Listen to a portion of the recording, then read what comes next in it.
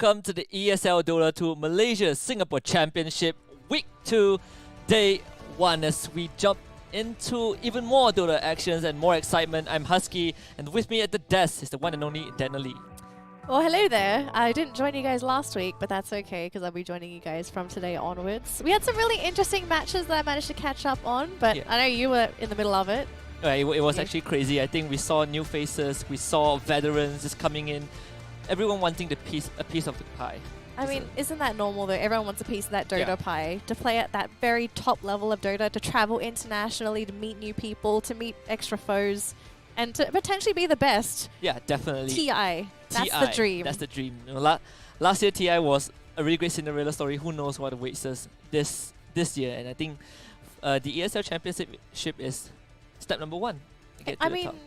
It doesn't hurt, especially if you're starting right from the very bottom. I think what you're saying with the newer teams is very correct. We were talking about this before the stream started. I feel like for Dota, I haven't really seen too many new faces, and for all we know, this could be the breeding ground for new faces to eventually rise up to the top of Dota.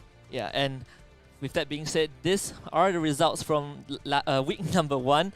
You can see P1 Gaming, Unicorn, Flower Gaming and Geek Fam steamrolled their first ever series to take 6 points and lead the charts, whereas Junior Gaming, Team X, Team Legenda and Dota Hero, they dropped their first series, but there's still plenty of matches to go. Exactly. I think in particular that first match, 2 new faces. I've never seen these players before, I've never seen these teams before.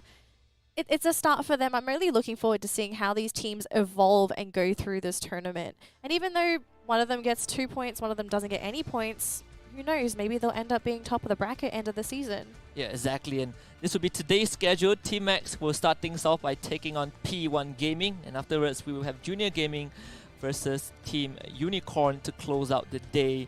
Speaking about, going back to the topic on new teams, I think one of the things that I always agreed on is the fact that every tournament has its own meta.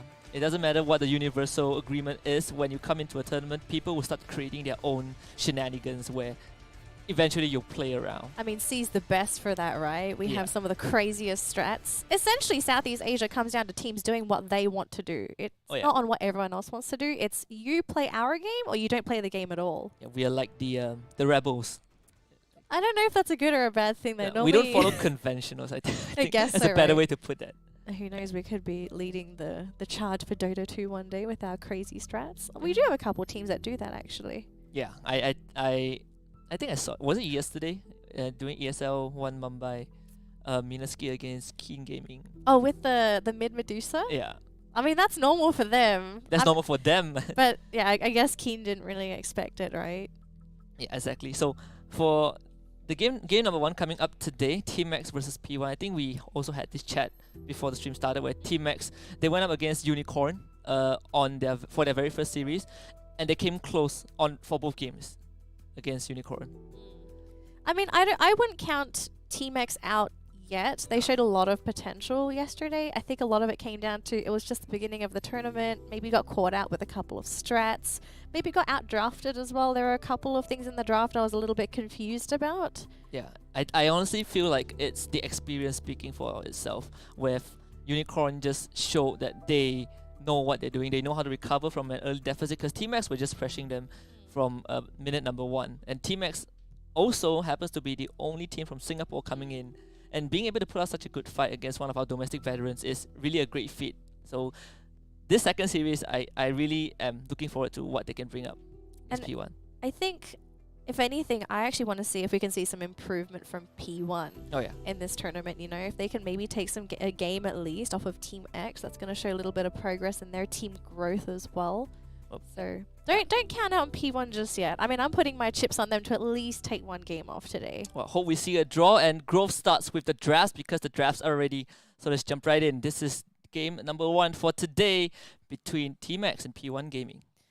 All right, so looking to have a really strong start. Now, this is something you were talking to me about before we started the stream. Nyx Assassin has been a very heavily banned hero. Yeah, it has been banned the entire week 1, and finally both teams decided to let it through. And honestly, I was also talking to you about Bounty Hunter, and after I think the pros and cons that we discussed about that hero, Nyx in the end still provides more than the Bounty Hunter alone. Much more stable, I think, compared to the Bounty. I mean, Yeah. people look at Nyx and Bounty, they can do things similar, but not exactly the exact same in terms of Nyx being able to at least go around and do things during the early game compared to a Bounty. Bounty is more or less a sitting duck until he hits that level 6. So Yeah. No, I mean Nyx at least he has Spike Carapace, he has Mana Burn, he has Impale.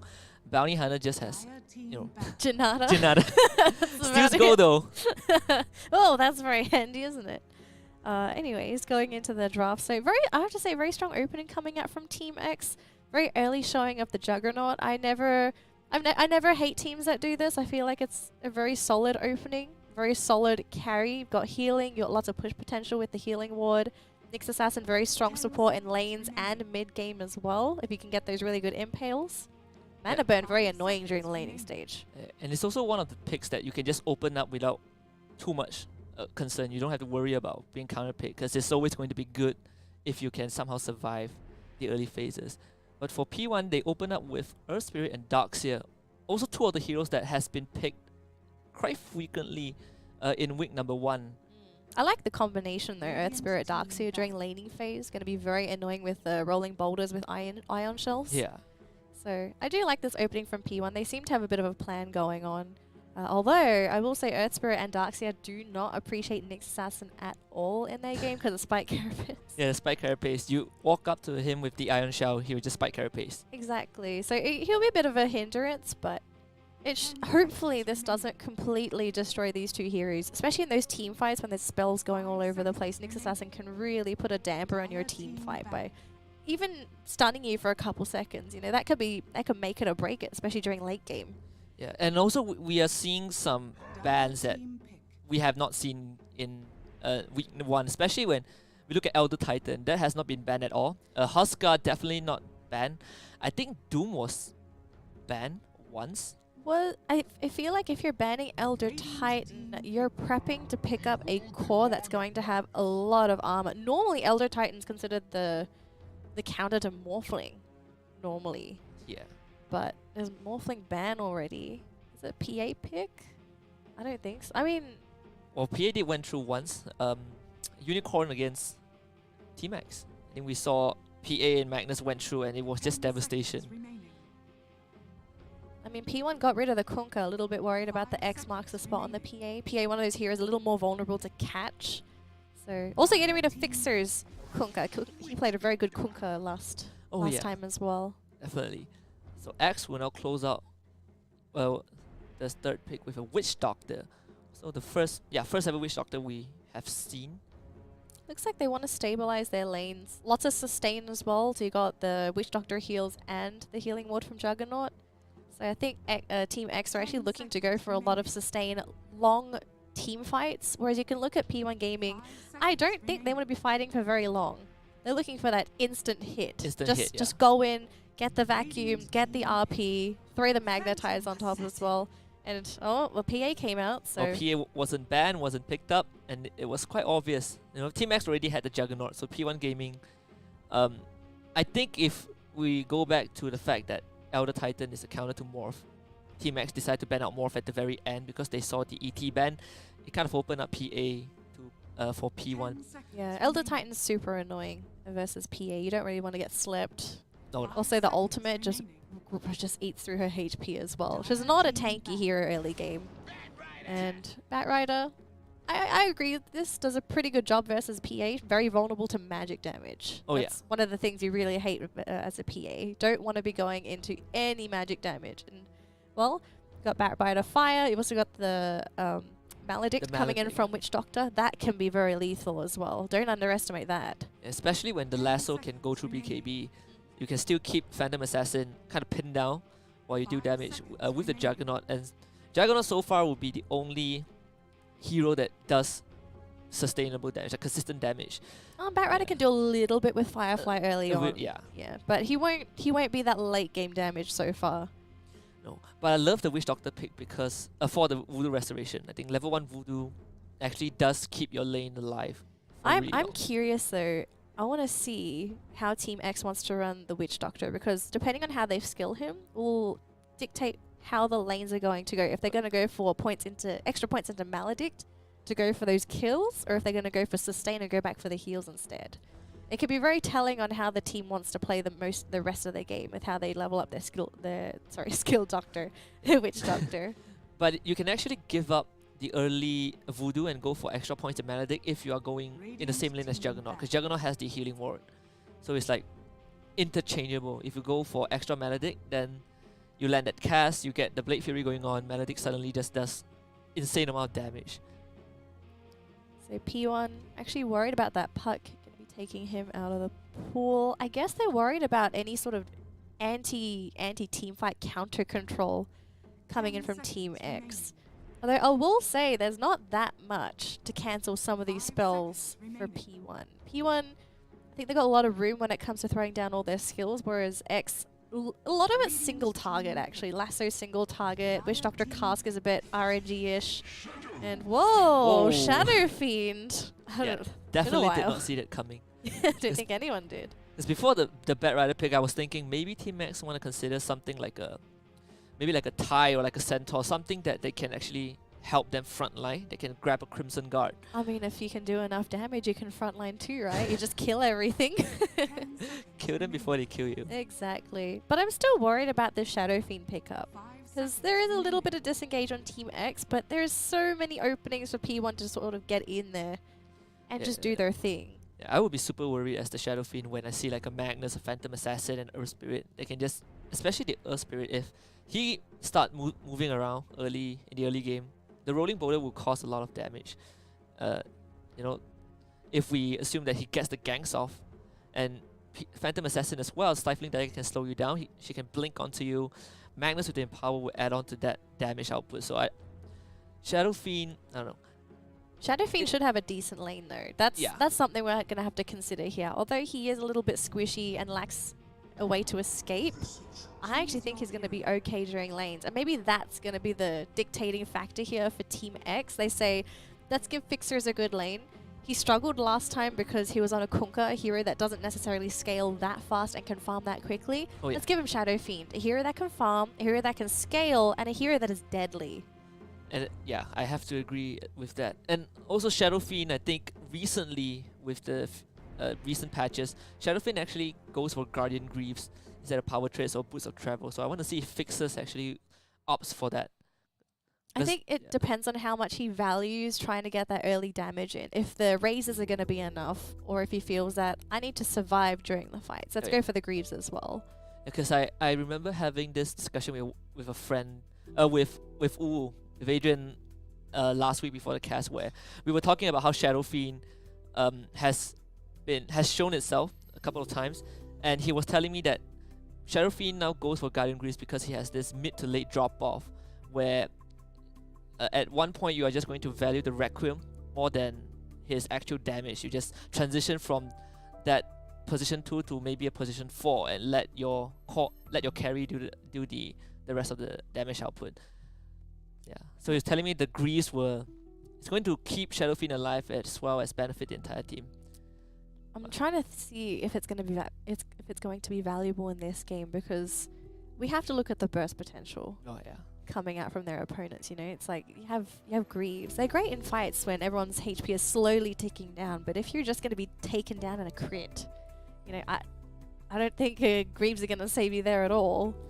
So we'll have to see how they want to sort of progress with the Shadow Fiend, if it's going to be the Guardian Greaves more utility-based Shadow Fiend, or if it's going to be, I'm going to carry with the Jug. Yeah, we'll see if this is going to work out for the Raiden side, because the game is ready. So we'll jump right in. Game number 1 for this evening. It's going to be between Team X and P1. Now, we didn't really say anything about the last pick, Visage. Yeah, I want to hear your thoughts actually on this. How does this fit into P1's lineup? Visage has been gone for so long that seeing him actually feels a bit nostalgic. Is it just going to add to this team fight? I feel like he's just going to bring in his familiars and be like, all right, I'm going to slam these down in the middle of a team fight. Yeah, I think P1 recognized that Team X's entire team composition is about isolating a target, picking them off.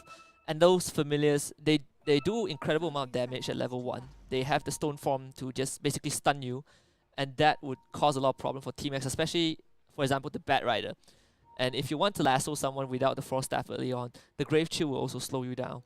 So P1, the reactive pick towards what Team X is trying to do is actually really smart, but it's a matter of if it works out early on. Well, we're going to have to see as we are in the game now and everyone's going to try and get their hands on those beautiful bounty runes. I think bounty rune fights are always very interesting. I just see like... That's if people want to contest. It feels like a few toddlers just coming out and then they were fighting over candy. Oh, yeah. Okay. And they just start beating each other up. I mean, I don't think kids beat each other up, but... I don't know where you went to school. I don't think it was a school at all. Sounds like the street. All right. The hood where I came from. Paralyzing cast plus Blade Fury onto QWE. This guy is trapped in the trees and easy first blood for luck.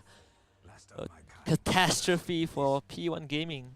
Well, it's not something you expect on an Earth Spirit. Normally he just sort of rolls out of there, but I feel like P1 maybe not respecting this combination coming out from Team X. Witch Doctor and Juggernaut, those two together are quite scary. Yeah, and the fact that he drew, the Darkseer drew the entire creep wave, killed it off, the Earth Spirit came in and they just both stuck together because of the cast.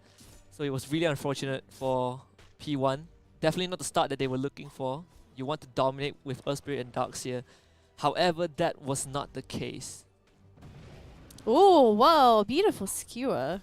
I don't think Nyx Assassin wants to stay there anymore. Yeah, don't mess with the Magnus. Yeah, level 1 skewer from a support mag. Yeah, support mag. I didn't think it was going to be support. I actually thought this was going to be core originally and then ends up being Visage in the middle lane instead.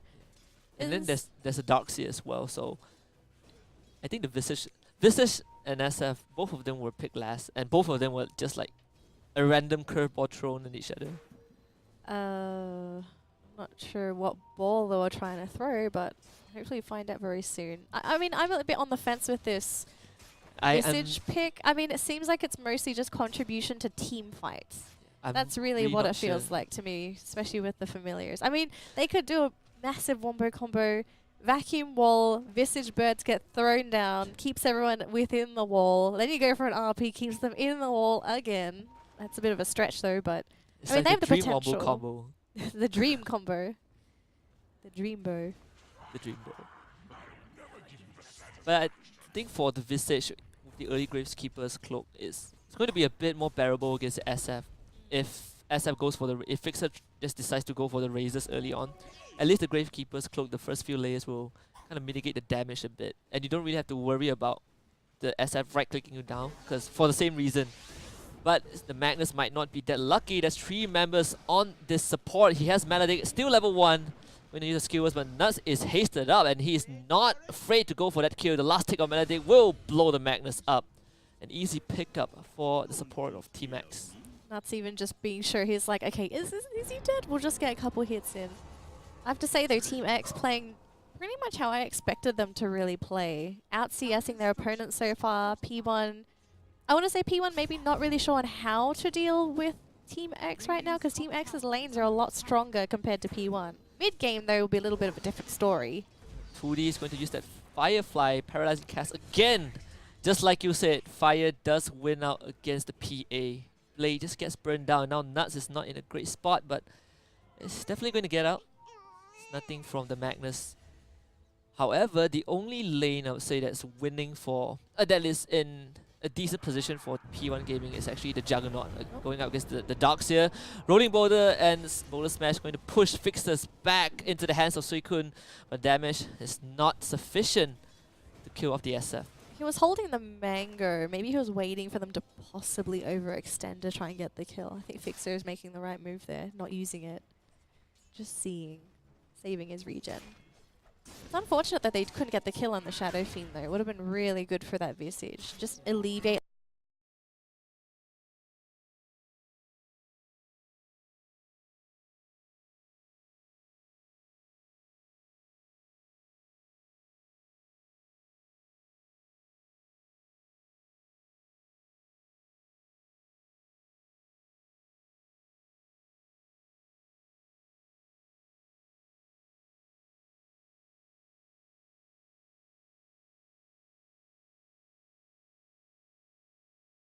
hinting on. I mean, I meant what I said. Okay. Yeah, but Got it. but for the Visage, I mean, he has very low base damage early on. Most of his burst just comes from the Soul Assumption, where you need to rack up damage, and it is not a surprise that Fixers survive that. But I think as the laning phase goes on, it's going to be easier for P1 to really start putting some dents into the middle lane. But I will say though, if you're P1, gotta be a little bit concerned about how some of these lanes are going, because for CS, you do definitely want to be denying that Shadow Fiend. QWE in the wrong hood just now. Not really sure what was the intention. I think he was just trying to get away from Nuts. I think Nuts was trying to kill him, but then he thought we'll go for the tower deny instead. Tower kill. It's alright. You can see Grave Chill being used by the Visage. I guess at SF it doesn't really matter. He's a level, half a level ahead. Yeah. Fixers doesn't feel anything at this point. Yeah. The Visage won't really be a factor until he hits at least level 6 and you have the birds to play with. But even then, I mean, if you're not careful with the birds, it's going to die as well. And that's a lot of bounty. That's a lot of money. It's a lot of gold. Absolutely. Well, lanes continue. It looks like for Team X, they kind of don't care about the Darkseer at all. They're just saying, we'll just trade. Yeah. And you can do this, especially with a Juggernaut, because he just sits there. He has no healing ward either, so he's doing great. He didn't even have to invest in it at all. He's just gone for the mask to get that lifesteal up, and he's good to go. If you're P1, you've got to look at this and think like, yeah, my Darkseer is free farming, but so is the Jug. Like, that's a problem. And the exact same scenario happened on day 2 of the first week between Dota Hero and GeekFam, where there was a Jug on Dota Hero, and GeekFam picked the Darkseer, and they left the Darkseer alone for at least 15 minutes. And the Darkseer just came back and bit them. We'll see if this is going to be a different scenario, but for Suicune, it seems like he's going down the gutters. Fixers with an easy double tap on the Razors will pick him up. Gonna send him to do some maintenance work on the graveyard, it seems. He'll be back in a couple seconds, but this Shadow Fiend, he's absolutely destroying this mid lane matchup. Yeah, and I think we were talking about how you need this proactive, dominant mid laner, and SF is definitely the better pick compared to a Visage. I mean, Visage is. I'm trying to understand. You know, why would you want to pick Visage in the middle lane? Because there has been patches where Visage has been a prime pick, where Visage is strong. His birds are great. He's also very good at pushing as well with the familiars. Very good team fight as well if you're able to micro the birds properly. Now, TP coming in from QWE. Great boulder smash, only onto Fixers, but the Impale is greater from the Nyx Assassin, and now skill away from the Magnus by QWE again. Will be the sacrificial land, and his Fixers they've damaged. Is the one to pick up the kill. Familiars coming in from Suicune, and will at least trade Nuts back. Support for support. Things will walk away. I'm a bit concerned about the damage output from P1 right now. There's a lot coming out from Team X, and it's mainly because of the Razors coming out from Shadow Fiend, but P1, it's a lot of physical damage so far. And physical damage this early on isn't really that impactful. If they didn't have the Visage, they would not have gotten that kill. That's very concerning because you're running PA Magnus. Your Darkseer is not really joining you in the fights, and it's just the Visage. Like, no one's going to get you any kills unless you have the Visage +1. Exactly. But with the Visage picking up that kill on the support, I believe it was on a Witch Doctor on Nuts. So at least he still gets some resources back after being ganked at before level 6. But Nuts will grab that Arcane Rune, and Darkseer is just going deep inside that Radiant jungle. He's farming up a Storm. Yeah, great trade-off. If you are Luck right now, you should be really happy. Master of Madness in 8 minutes. Yeah, you don't really get that much room often. Luck's doing great. Honestly, if you're Luck, you're just, look at all of this gold. My teammates are pushing towers as well. Not really under any pressure from P1 at all. I mean, this is the game you're really looking for if you're Team X. A lot better compared to their last match. But P1 though, I mean, there is still a lot of hope here for P1. I think if they can hold this through and push it out later and later, their late game is fantastic. Yeah. Lots of scalability. Yeah, Luck happy with the space that he was given because he knows that P1, there's not much hero that they can rotate to help kill him off. The Earth Spirit is busy. I think he died 3 times already. I don't think they can kill him. Like Visage Darkseer, no. Yeah, so maybe use an RP, but even then, I mean, I don't really have any hope in P1 killing Jug yet. yeah, but if you invest that RP, Team S can just rotate, and suddenly they will start winning out fights. So P1 will be the ones dragging out, and Team X, they already got the tier 1 in the top lane, and they're not stopping anytime soon. Their push is so good, it sort of seems like why would you not be pushing? Yeah, there's nothing the PA can do. There's nothing P1 can do either because they can't even push towers themselves. I mean, PA wants to be farming, can't really push.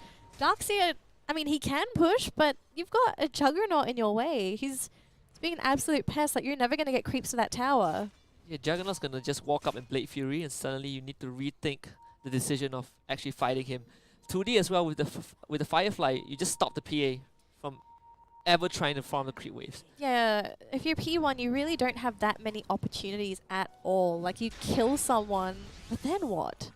You don't really have an opening to do anything. And they lose the Darkseer. Oh no, the only hero that has a decent lead is going to get killed by Fixers.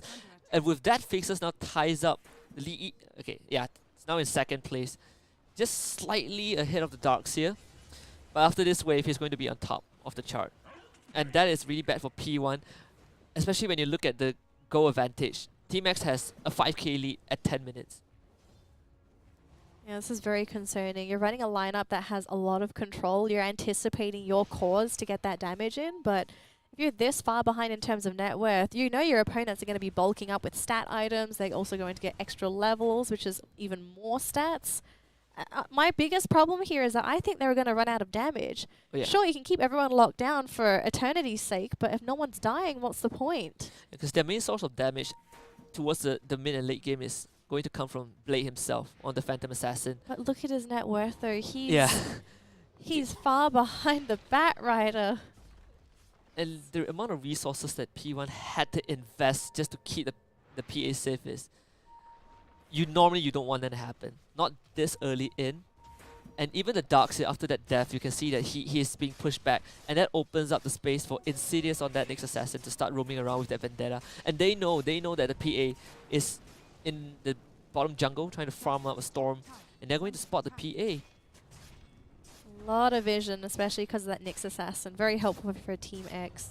Like, what can you do? Like, you're being pushed back to a tier 2. You got no counter push, Yeah, right? you can't fight. Magnus is just level 5. Darkseer is level 9, but there's nothing he can do. But the Centaur Storm though, followed by the familiar Gargoyle Stone Form. Ooh. The Boulder Smash comes through, but there is the Magic Wand.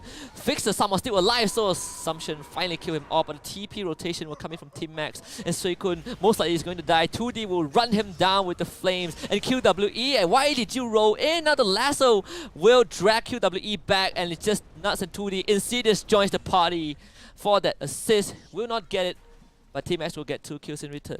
Seems like it was a bit of a miscalculation there from the Earth Spirit. Maybe thinking he could get in there to maybe save Suicune, but Yeah. yeah, gonna have to sacrifice himself instead for nothing. I mean, they did get the Shadow Fiend kill, which is not too bad, but you kill the Shadow Fiend, what are you really going to be getting on this map? You're not really getting any towers. You're buying time for PA, I suppose, but it's going to be a long time until Blade becomes a relevant hero, because so far, he's still far behind. The thing with PA, he has a Magnus, it will help, but he's not a fantastic farmer. Yeah, and Darkseer received 0 help right there. There's nothing that P1 can do, like we agreed on. It just seems like they're trying to bunker down for that sort of mid to late game scenario where they're mostly working off of levels. Yeah, the Magnus is just keeping tabs on the PA. They are just hugging each other in the jungle. Magnus just giving PA the empower and Moral support too. hoping that Blade will farm out the his items in time. He's going for that Vlad Rush, very popular build right now. But with the Magnus, it also means that Blade can go for Deso Rush. And that would be the item spike that P1 is looking for. I'm just a bit worried though, if you rush the Deso, I mean the idea behind it's there, right? You just sort of burst someone down with the Deso. But they can essentially do the same thing to the PA, and they don't even need a Deso to do that. She's by no means a very tanky hero. She's one of the squishier heroes in the roster for Dota 2 carries. And if Nyx gets the Vendetta off, it suddenly breaks your passive, so you don't get to crit, you don't get to dodge attacks. And suddenly PA just becomes this high damage creep glass cannon. Glass cannon. Yeah. So we'll see what route they want to take. I was kind of hoping Blade may have tanked up a little bit more instead of going for the Vlads. The lifesteal helps with farming, but he's very much a walking target right now. If they smoke gank and they see the PA, they can grab that kill, no problem. Team X, their first rotation to the top jungle, they did spot out, I think, the PA, but I'm surprised that they didn't really set up vision in the jungle itself. They actually placed one wards on the lane, but the smoke will come out for 3 members, and there it is. The drum is sound, and RP getting used, but not being able to channel in time because that's the lasso coming in. He still uses the RP though. Magnus will waste that ultimate for nothing. He'll pay with his death. That's your Omni Slash, but it's going to bounce between the familiars. Not really the Omni Slash that he was looking for, but Suicune still taking down. Going to die to Insidious, and now QW trying to roll away, but he'll roll into the arms of Luck as Luck will spin him to his grave. Team Max take 3 kills off of that gank. And I think going back onto the whole warding the jungle to try and catch out Blade, I think they don't really care about Blade. They just see his progress and think, this is a PA, he needs 20 minutes, let's kill the rest of the team. Oh yeah. You kill the rest of the team, open up the lanes, eventually they'll push up high ground, they'll have so much gold. I think P1, even if they try to initiate up on the high ground, I don't really think they really have a chance. They've got to go for pickoffs, but look at how Team X is moving. They're sticking together. They're at least in little groups of 2s and 3s.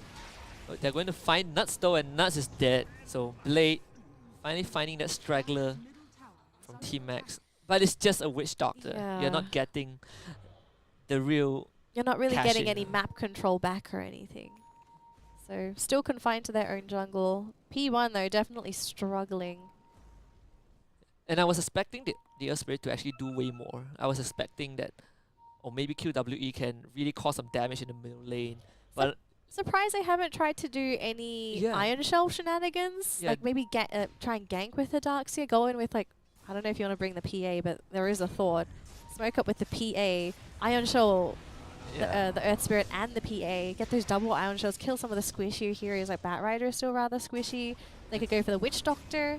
There we go. Vacuum in. The wall is placed, but only the replica of Fixes is created, and there's the lasso pulling Darkseer back. So Fixes will get another kill. Surprised they tried to engage that. They had no RP. That got expelled in the last team fight. Which was very weird. I have no idea why he even RP. Like it was a sure death. There's no way that you could have gotten out of that. There's no way a counter engage would have happened. But he RP anyway. It may have been a misclick as well. Yeah. I mean, it's really hard to say what's going through with these players, but yeah, very questionable to try and even go in there with the wall for Darkseer. You know, go in there, have no one really be able to set up for you, keep your target under that wall. So, P1, I mean, I can sense pressure. They're definitely under a lot of pressure playing up against Team X. Team X are doing everything correctly. They're pushing lanes, they're farming the entire map, confining their opponents to their base. Yep, Greaves is there there. we go, Guardian Greaves. Your Shadow Fiend's not going to die. Yeah. I really don't see any way for P1 to possibly make a comeback unless Team X screws up the next high ground push so badly that I'm not. You would need a miracle RP into a vacuum wall to even have a chance of fighting Team X when they have the Greaves right now. Because you were talking about how it depends on how much Team X values that Greave. And with this lead, they're just going to go for the Greaves now. They put everything on the back of that Juggernaut, and Luck will just do the rest of it for them. They've got all the sustain in the world. Oh, Earth QWE, Spirit. wow, ambitious. He even buys back. What? Maybe he tried to go in for a kick. Seemed like he was trying to go for a kick, but yeah. That's just too ambitious from QWE. There's no way you can get any kill. yeah, I don't really see them being able to defend at all. They've got all their ultimates though. They could try to maybe catch out Team X on the retreat, but even then, I still have my concerns. You're going up against Greaves. You got Healing Ward as well. Lots of sustain. Witch Doctor heal as well. Yeah, Luck didn't even drop the healing one. He didn't even need it. The Guardian Greaves is what was keeping him healthy. They're going to slowly work on that first set of racks, and TP will finally be forced in. Blaze the one coming in, and QW this time making the roll real, misses the stun but does push Fixes back. The RP actually catches onto 3. P1 trying to turn this around, but there is to the back lines. Requiem used as well. He's going to pull Magnus. Magnus is the first one to go, and P1 they don't even get anyone, and QWE is going to fall alongside Blade. That's 4 kills going over to Team X. It's going to be a team wipe because Luck will land the final shot. No. At least Amplify makes it out, but his team will be slaughtered in that high ground push. And Team Max will take the first set of wrecks. Where was the Darkseer in the middle of that fight? That was such a good initiation from the Magnus, but then the wall came out after the RPs basically ran out of its duration. And that was pretty much their best chance. That was their best chance. Yeah. That was like the wombo combo they needed to land. And I think maybe the Darkseer just wasn't in position to try and get that wall in. Oh yeah. That was so unlucky. It was very hard. That was, honestly, this game is very hard for P1. Because Fixus and Insidious were both really low. Just one crit from the PA would have finished the job. I mean, the PA is really underfarmed. Yeah. I mean, if you're relying on your crits to get kills, I mean, you're definitely low expectations with PA. But she has struggled this game. I mean, the map has just not been there. Are they going to try, though? P1 trying to make something happen. There's Very even brave. the dust being expanded. But again, they're not getting anything. Do you see that crit? There was the crit dagger and then there's just the heal. It's Luck's really like, I didn't feel anything. A really cute crit and 2D. It's going to pull the Visage back, and that is the end for Suicune. Again, going to work that graveyard shift. That's the death ward, and Luck will pick up Semperfi. Yeah, Team X basically back game 1. It's very grim. I mean, the concept for their draft, I could absolutely see the concept. I think when it just came down to execution, Team X, I mean, they just play better. I think we both agreed at the beginning as well. We know the players from Team X. They've been playing Dota for years. Yeah. So I think for them it was just more or less they knew what to do, and then maybe P1 just not really being able to understand maybe how to run their lineup, how to draw the game out, create space. They got juggled.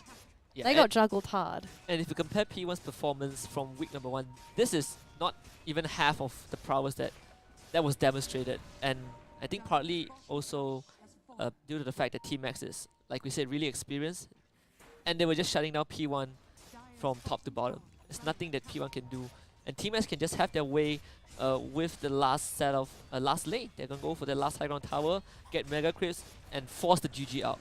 Because Deso finally completed for Blade at 21 minutes, but honestly, nothing that they can do. QW is just going to roll to his death. I'm not even sure what he was doing there.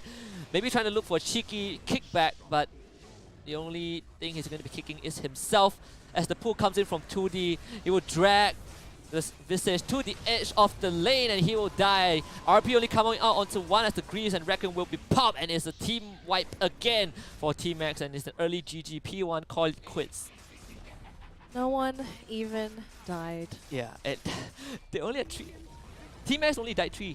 They only had 3 deaths. One on the Witch Doctor?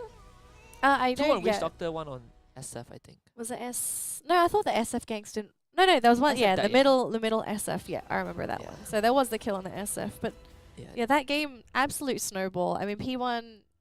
They got, I'm gonna say it again. They got juggled very, very hard. They got one of the controlled. quickest games ever. It's like 22 minutes GG.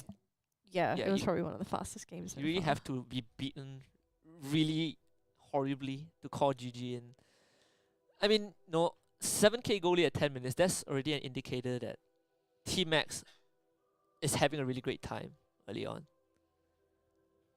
I mean, they had a great time. Yeah. Let's put it that way. It was a great time. They had a really good.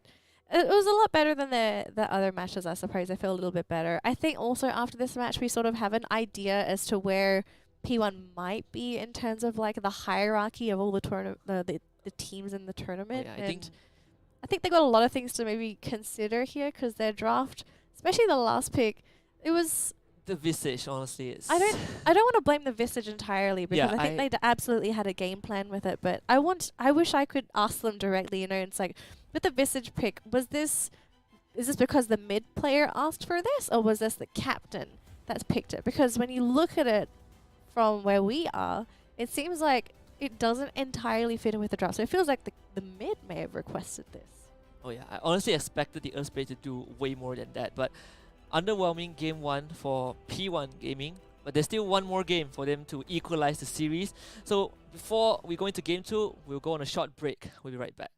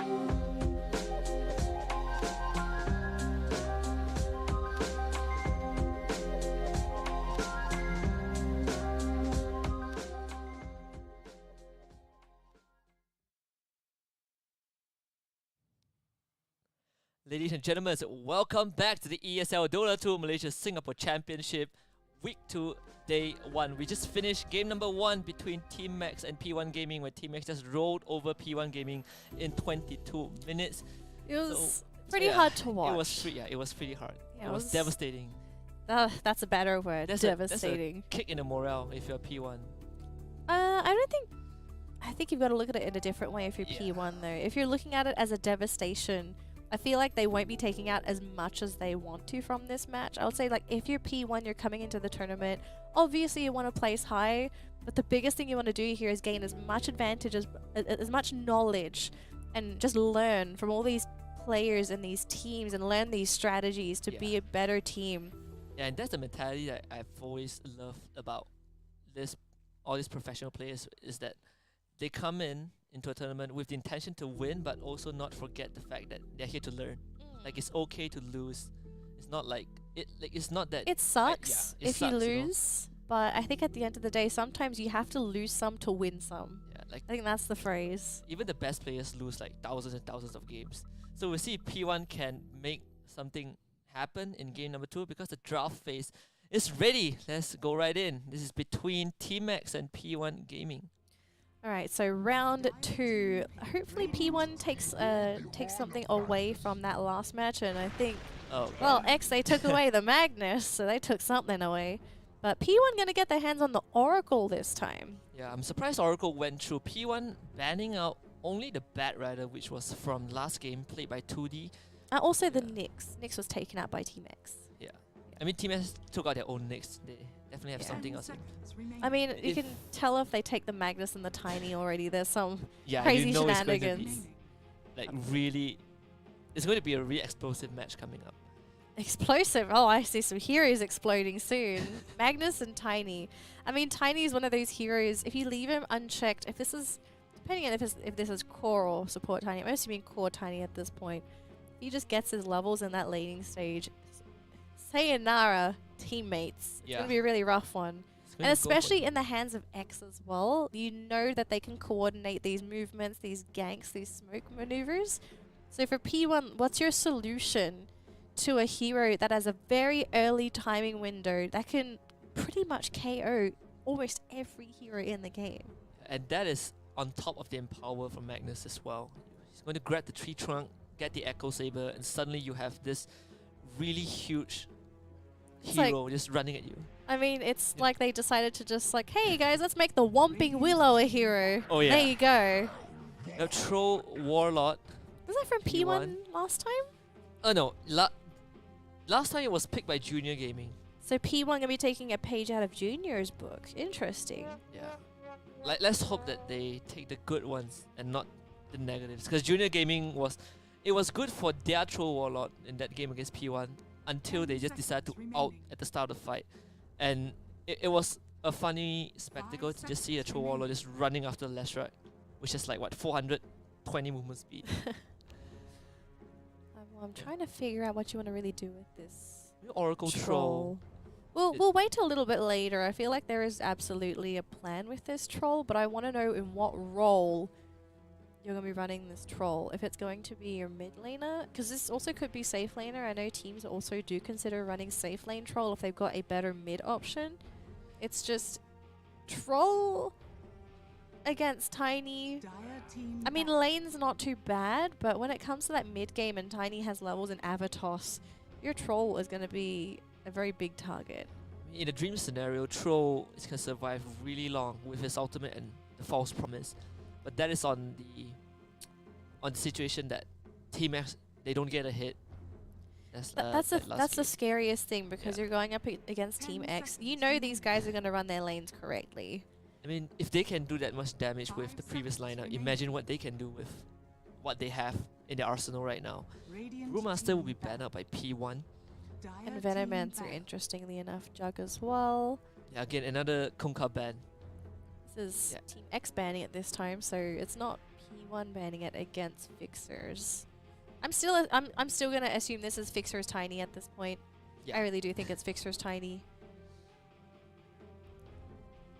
out of the pool. Okay, so what do you want to really be looking here for your safe lanes? There's a lot of options. I like the Monkey King ban, by the way. Monkey King, great hero versus Tiny. Monkey King, one of those really great lane dominators, especially against melee heroes.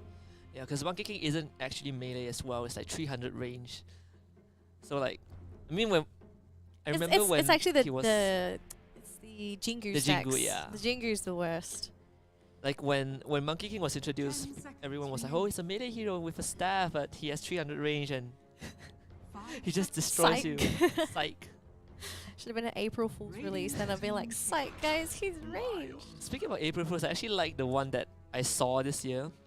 Dynamic transformation. I think I heard you guys talking about this last stream. The yeah, whole it was, silencer's yeah, head like, getting bigger. Yeah, because it's like every time you die near a silencer, you lose intelligence, and your head just shrinks because you get dumber, and silencer's head just grows. So then imagine you have a Shadow Fiend. Does he like disappear if he dies because there's no souls? Because he's made of souls. This also makes sense. Shadow Fiend is officially banned from Dota 2 matches if he dies. Alright, Rubik and Lion, interestingly enough. It looks like Team X gonna go back, so we're going to see Magnus PA again. Oh but boy, this is yeah, I'm already feeling the pain coming in from Team X. This is where P1's gonna have to look at this because they've just played Magnus PA. They've got to figure out, okay, what was the weakness in our last game? Do we have a solution for this? Now, so far, the support duo, I'm not a big fan of this for P1 because you're running Oracle Rubik. Assuming this is not mid Rubik, because this also happens occasionally. Yeah, it does. These two heroes as supports, no kill potential, very, very squishy. They can be pushed out of lane rather easily. Not able to really do anything aside from coming in defensive TPs to save teammates. Yeah, it's like this kind They're of very bad at zoning.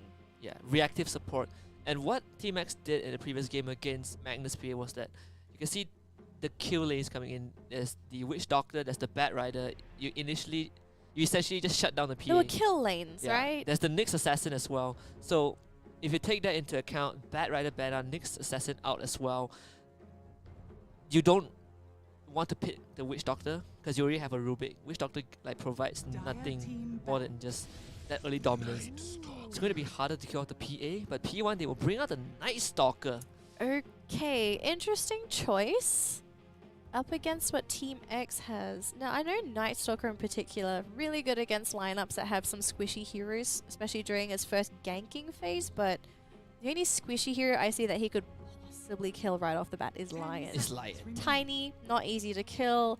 Magnus, very tanky as well, has an escape mechanism. PA, normally someone's with PA, she's gonna get the jump out. Yeah. So the Night Stalker pick, a little bit questionable, but I can see where P1's coming with this draft. They're gonna try and go for early game punishes with their lineup. Yeah, again, I think it's the same idea that it's the same idea that Team X used against them. They're just trying to modify it and execute it in a different way. But if the Night Stalker can end up bringing this beefy front line, you can run into the middle of a fight and use that AoE silence, then it would be good for P1, but the problem is getting there.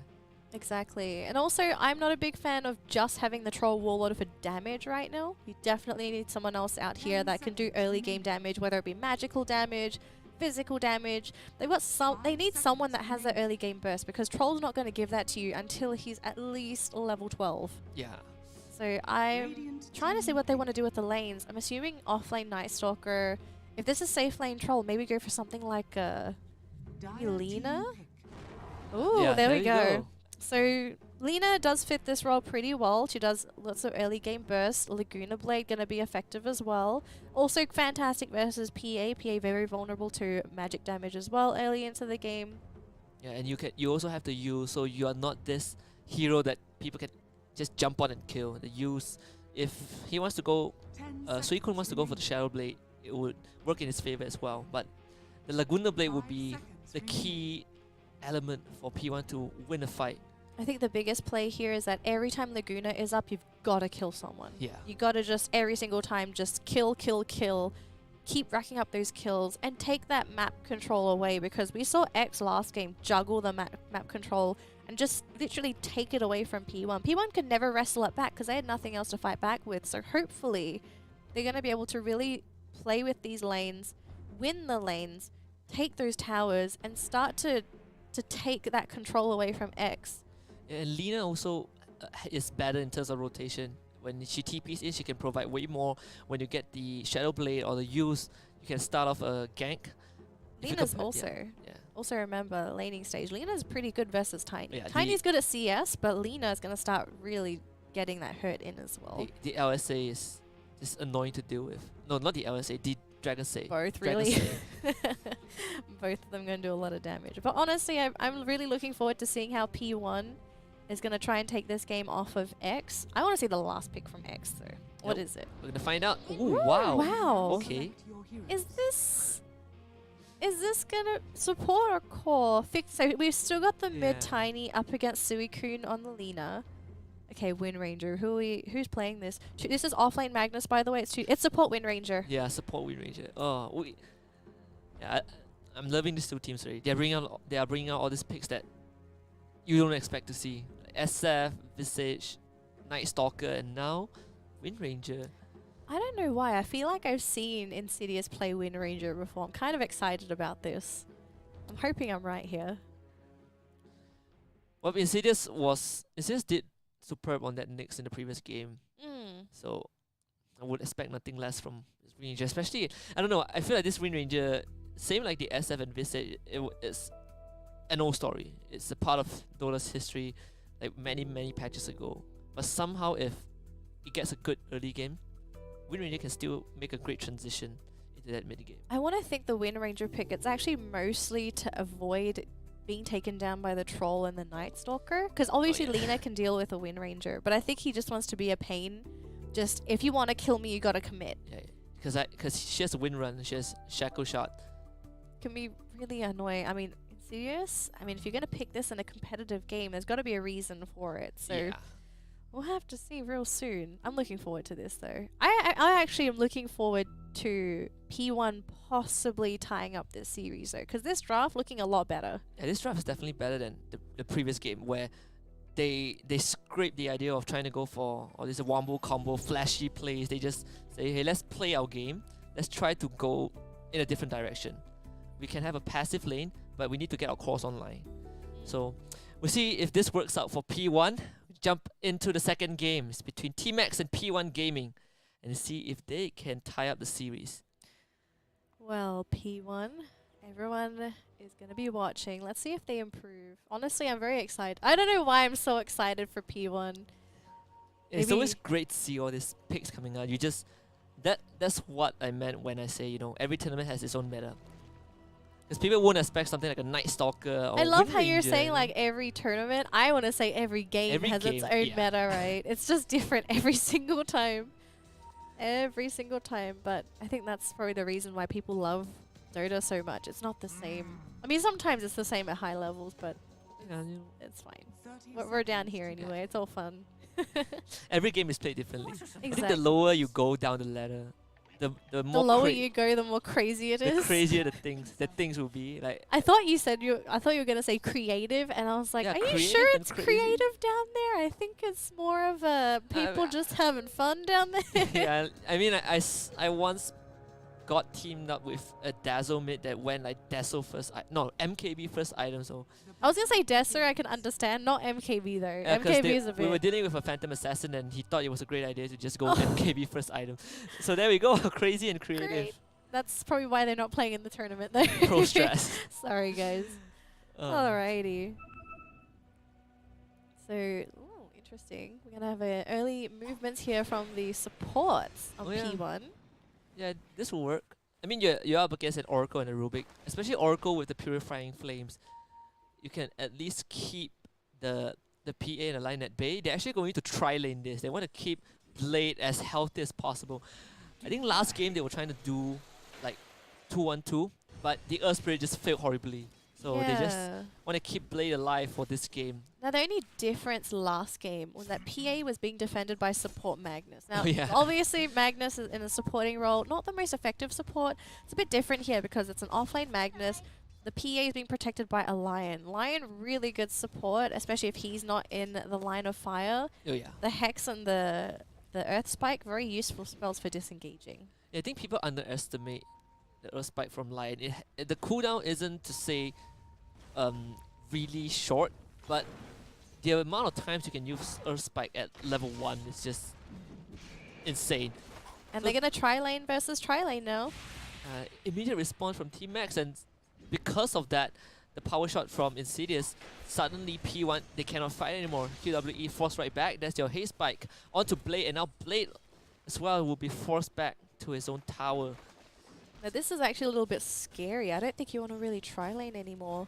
Yeah, With Wind Ranger Lion supporting a PA, Wind Ranger and Lion actually hit harder than Rubik and Oracle. you can't really fight it, because if you go into this tri-lane with the impression that, oh, you know, Insidious is just on the support Wind Ranger, suddenly his power shot was really, you know, start chipping you down. And P1, they need to come up with something more creative. Because the Night Stalker is the lane that you want to look at to kind of dominate the matchup more. But they need to make it work, as QWE is engaged on your wielding axe that does come up from Blade, and the mischance will help P1 for a while. But they're going to lose out that fight, and with that, Rubik will be forced right back to base. Yeah, that's already a sign that this tri-lane is going to be a problem. I honestly, I'm hoping P1 decides to move their supports. Maybe even try and go for a kill somewhere. The Tiny, probably not yet until Lena's almost level 6. Maybe try and go for the rotation then. Bottom lane, maybe try and help that bottom lane. Yeah, I think Get bottom that lane Magnus has pushed out.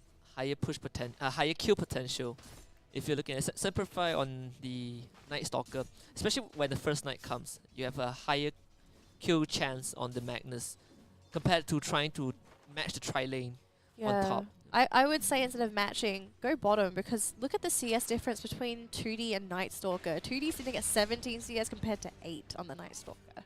Yeah, the So Oracle is not having a good time at Yeah, all. I would say Oracle. Maybe Oracle or Rubik, one of them, consider going to the bottom lane. Help stabilize the lane for Night Stalker, because Night Stalker, his first nighttime is the most important nighttime. Yeah. The first ganking nighttime. Because sometimes Night Stalkers will skip the first nighttime, continue farming, and then go for the ganks on the second night.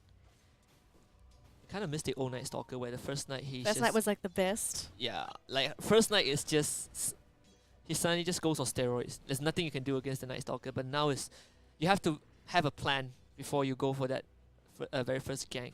And I don't know, the Oracle, I would prefer if you rotate the Oracle to bottom. You keep the Rubik top and make sure that Blade does not die. You can lose farm, but long as you don't die and give the lane away, it's going to be fine for the troll.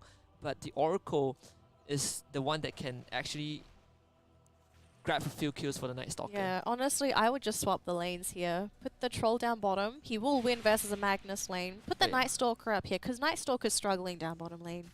Oh yeah. Just at least make sure your troll's getting that free farm, because a troll versus Magnus is not going to be able to contest a troll. Yeah, the He won't. Magnus, the only thing he has is a shockwave, and you cannot man-fight a troll either way. But We'll see if they move though. It feels like so far, because they're not moving, maybe they're comfortable with the lanes, but looking at the numbers there, I'm concerned. A little bit concerned, because troll is tied with PA. I think Troll being tied with P is a good sign. At least he's not falling far behind, despite the fact that T-Max is just putting immense pressure on the entire lane. I think I prefer the troll, even though PA gets free farm. Give your troll free farm, because his Oh yeah. timing window is going to be a lot quicker than PA. PA needs a couple items before she actually becomes a threat, whereas troll mostly needs levels. He's got support to back him up. Bounty runes going to spawn, and Nuts looking for that hate spike, only gets it onto Blade. Fortune's End will keep the troll safe. But not sure. I feel like the Oracle is not sure if he's trying to go for the Purifying Flames plus Fortune's End combo, but he's just helping heal up T-Max, and that's not exactly what you want to do on the Oracle. Yeah, it's not really how you want to play the Oracle. Yeah, not really how you want to play. But I think he's just sort of forced into this position, though. I mean, look at how Team X is managing that top lane. They're not really giving any room for P1. Ooh, great telekinesis will drop Nuts onto his teammates, but it doesn't matter. Nuts will draw first blood, and the body blocks will start coming out from Team X. They're trying to go for the Oracle next, and I'm pretty sure Oracle can predict his own future. It's into the grave. Luck will pick up the second kill, and it's all courtesy of that single observer ward from Team X. That is not good to lose your troll in that lane matchup versus PA. And he's TP'd back as well, so no sign of a lane swap as of yet. Yeah, They're going to stick it down and try and fight this top lane. Hopefully the Night Stalker, if he doesn't go for a gank here, they've got to contest the PA somehow. I guess it's the Lina. Wait for Lina to come around, but Lina's still preoccupied with that Tiny. Is Tiny trying to go for a backstab, or is this... Tiny's actually dropped a really great power shot right there, but Luck dropping low, but Purifying Flame is not enough damage. Coming in from the back, Yes, we've it got is now Tiny. with a powerful shot, and here we go. Fixer is here, he's hasted as well. He instantly gets a double, looking for the third right now. That's the Hex onto Blade, and Blade will be blunted. Fixers with a triple kill. He didn't see that coming at all, it seems. Just massive backstab. That was a very long walk for Fixers as well, but gotta say it paid off. Got all 3 heroes, top lane, fully stabilized, PA. I mean, PA's farming. Yeah, the amount of damage that Team Max is doing to P1 is also because of all the wards that they placed. They saw the Rubik TP to mid and afterwards walking to top, but it's also that ward that they placed beside the lane. With all the tree cleared out, they have a clear line of sight on what a P1 is trying to do. Alrighty. So it's just, they could have gotten Luck, but the Purifying Flames was just too weak. Yeah. At level, I believe it was level 1. So it looks like they're going to invest more farm time into the Troll. They've TP'd him down bottom. Looks like they're moving the Night Stalker. Is this a gank onto Tiny? Yeah, I think Tiny's not easy to kill. they're trying anyways. Dragon Save comes out. The Avalanche on and toss onto the Night Stalker, but TP responds, instantly coming in from the Lion, and that is a gank called off. Yeah, the Avalanche stagger. Too good for Lina. It's too long. Oh, Do you prefer the previous Avalanche or the current Avalanche? I suppose it depends on what sort of circumstances we're talking about. If you're talking about the burst damage, I would say previous Avalanche. New Avalanche seems to be more of a... It does damage still, but it's more of a to disturb people in the middle of a fight with the constant staggering. Oh yeah, the stagger. Especially channels. Channels absolutely hate it. Yeah. Simplify trying to make his rotation work, but now it's just, yeah. They're going to send the Troll into bottom lane to go solo against the Magnus. Well, it's a bit late for the lane swap, but nonetheless, they're still trying to make this work. At least the Night Stalker wouldn't be in so much pain against that tri-lane. He can face tank He the can damage face, yeah. compared to Troll. Troll definitely needed the lane swap. I was hoping this would be a little bit sooner. It seems like they wanted to fully commit to that top lane, but Team X sort of knew what they were doing when it came to handling that tri-lane. Yep. So I want to say to a certain degree, Team X really won in that regard, in the whole tri-lane versus tri-lane scenario. They did so well P1 managing it. finally pulled the plug on the tri-lane, on the Troll tri-lane after the gank from Fixers. It's a bit late though. I was hoping this would come out. I mean, I said this already. I was hoping it would come out sooner because 2D already got his farm. 2D's fine with this. He's like, okay, you're doing the lane swap now. It's okay because my PA already got the kills, already got the farm, and I got the farm too before you got here. And and my Tiny got a triple kill. So Exactly. that's like the dream scenario for Team X. And Magnus is also one level ahead of the Troll. So any chances of the Troll being able to even fight the Magnus is gone at this point. You can still bully him out of lane, that's no problem, but Yeah. he won't kill him. That's what you really would have wanted to do, just try and go for that kill. And Team X, knowing that there's a Night Stalker, you can see the way that they play. The vision, especially coming in from the Dire, is just perfect. Even on the first night, Night Stalker was not able to do anything at all. Oh dear, that's a big item on Tiny, and we're just hitting 10 minutes. Oh yeah, the moment that Blink Dagger comes out, Lina's dead. Lina's dead. Lina's gonna Anyone be that dead. gets caught up will be dead. Ooh. 2D with the RP Oh, will that's a big kill. bring Blade to his death. Oh, Fixers with a dominating spree now. Oh, that's a big kill. And there we go, the Blink Dagger now completed. Yep, and does he have mana for maybe Avatos combo onto Lina? Oh, there's an Invis rune as well onto Fixers. Things couldn't get any more worse. Oh, this Lina, I think she's going to be the next target. Insidious is preparing. Is he going to try and go for Shackle? Yeah, and the support Wind Ranger has a Blightstone and a Blaze of Attack, going for the face put, I believe. So, despite Insidious playing the support Wind Ranger, he's contributing so much to his team. It was mostly because of those top ganks, just getting all of that That's all. residual gold. Yeah. That's such a good time. Yeah, and now 2D and Nuts will swap to the top lane. They don't even need to bother about the Troll at this point.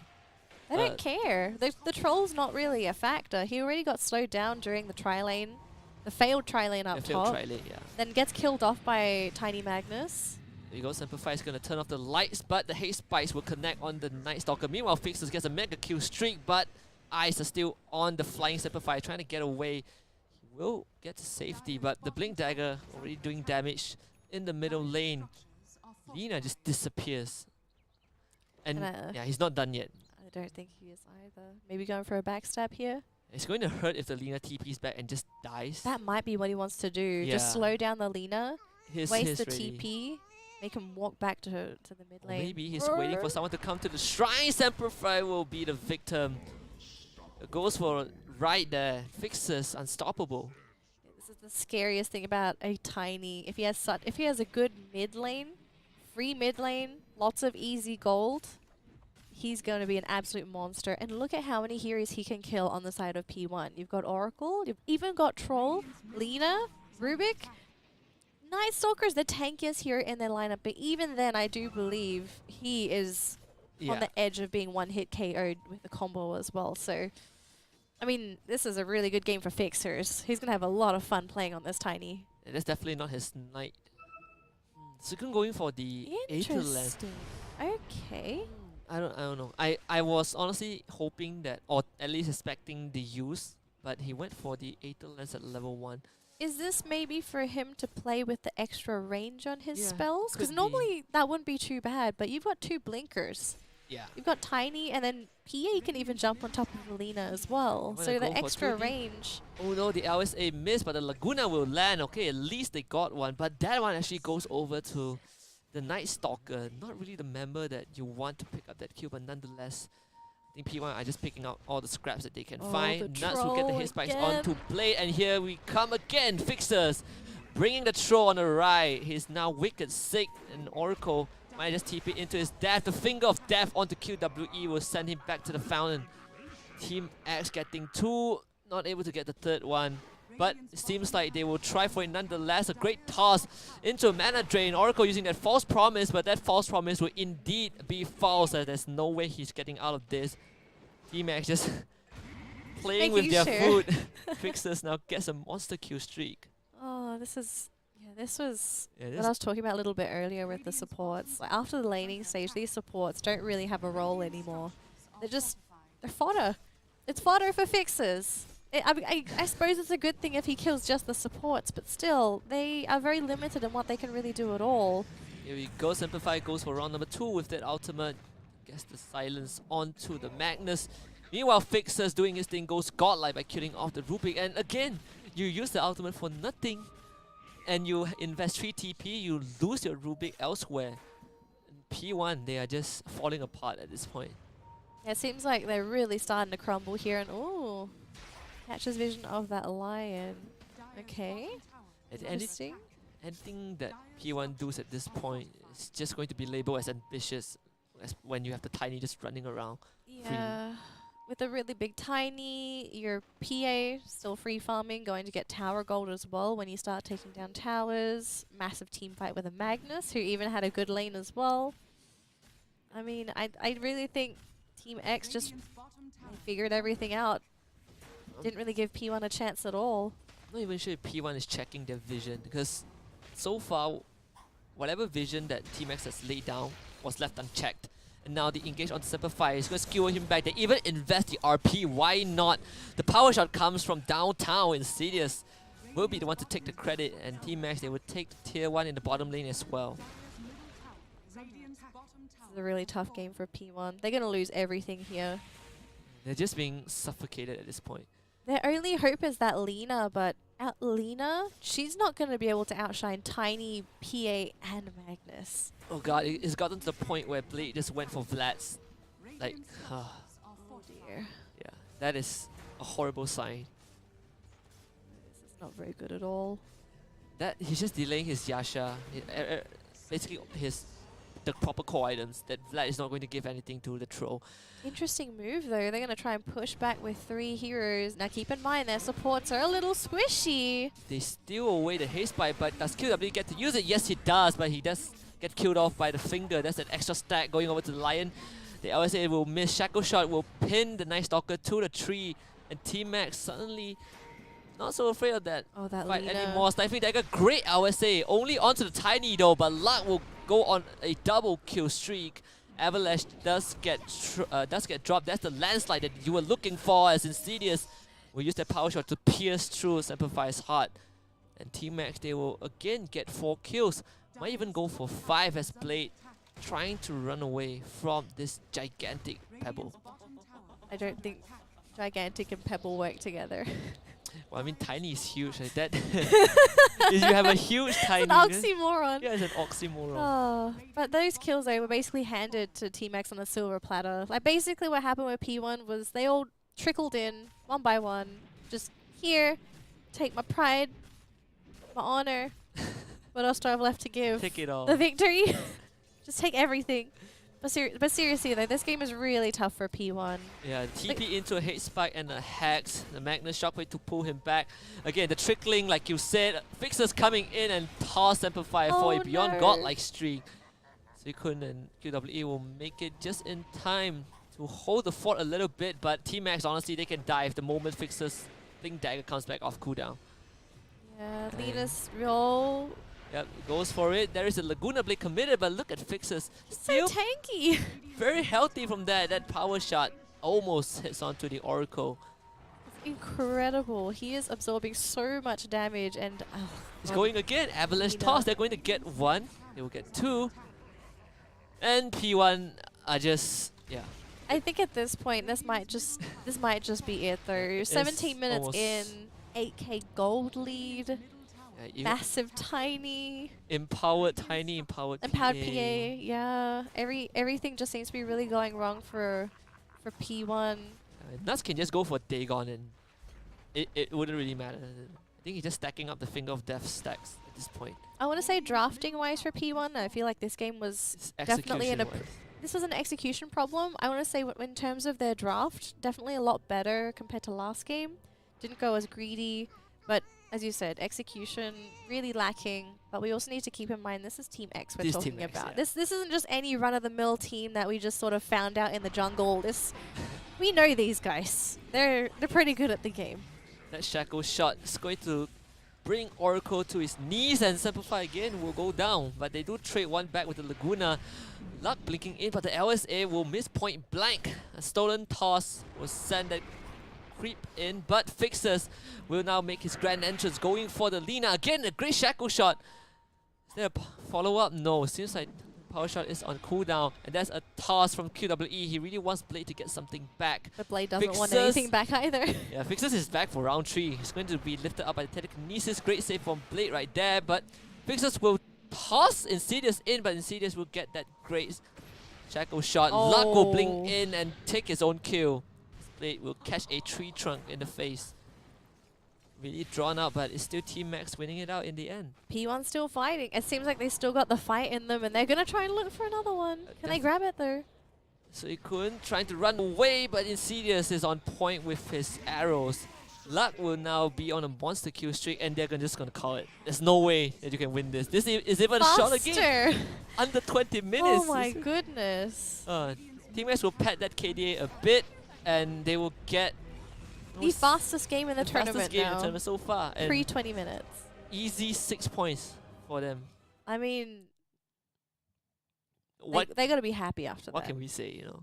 I don't think we have anything really to say. I think Team X just dominating the series. We basically just witnessed 2 games of Team X just running all over P1. If it was old Dota, you would have thought it was some sort of cheese, because games never finish that quickly. But the new age of Dota, we're getting some really fast games nowadays. Yeah, it only happens when this kind of situations, you know, arises. Only when very specific conditions were met, where you lose all your lanes, you don't get any kills, you don't get any farm. You got the Blue Moon game. Yeah. It was the Blue Moon. Once in the blue. That was twice in the Blue Moon though. Oh yeah.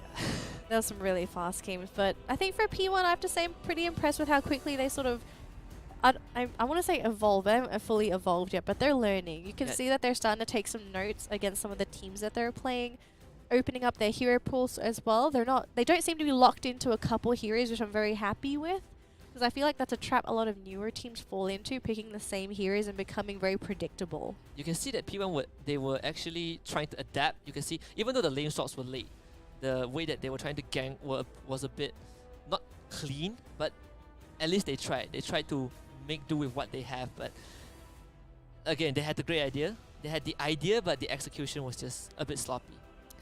Yeah, so I think that concludes our first best of 2 of the day. We're actually going to go for a quick break after this because we're going to be prepping up the next 2 teams for you guys. So if you haven't already, grab a snack, grab a drink, go to the toilet, because once we're back, we're going to jump into our next set for the day.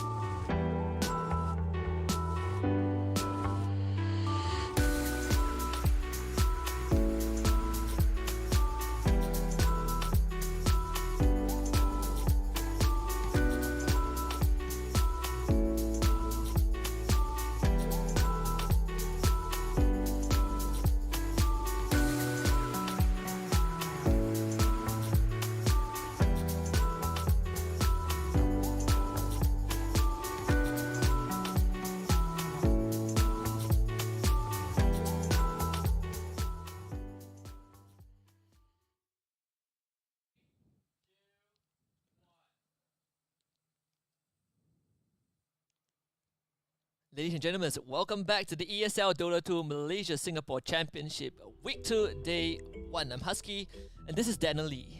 And honestly, we're both going to be looking forward to our next game of the day. Gotta say, our first 2 games finished very, very quickly today. Oh, yeah. The total game time is 40 minutes. 40, I think it was 42, right? It was 42. like 19. Plus It was 19. Plus 22. I want to say 1940 for the second game, and then 22 something, I think, yeah, for it's the next game. 40 plus minus. Is some crazy business. But it was a really quick game between P1 and Team X. And again, I think it's worth talking about, especially P1. I know that we mentioned that, you know, they had the right idea. It's just that the execution wasn't on point. But I feel like, especially game 1, where they picked this really flashy kind of lineup, Visage, Earth Spirit, Magnus, PA, and the Darkseer. Honestly, the thing for me that went wrong was Earth Spirit. It's not even about the Visage pick. It's more like QWE on the Earth Spirit didn't really manage to create the impact that we expected early on. Now, I want to mention this because this is our next up-and-coming game. So it's Unicorns versus Junior Gaming, right? So for people that don't know, the game that we just saw was P1 versus Team X. Team X lost to Unicorns. Yeah. And Junior Gaming and lost Junior to P1. So it's a little bit difficult here because in essence, I don't want to say it like this, but this is sort of how it is. Like, I'm just going to cut the butter, okay? This is the weaker team going against the stronger team in the matchup. And I'm very concerned because, especially if you're a newer team, this is no hate for Junior Gaming. If anything, I'm always cheering for the underdogs.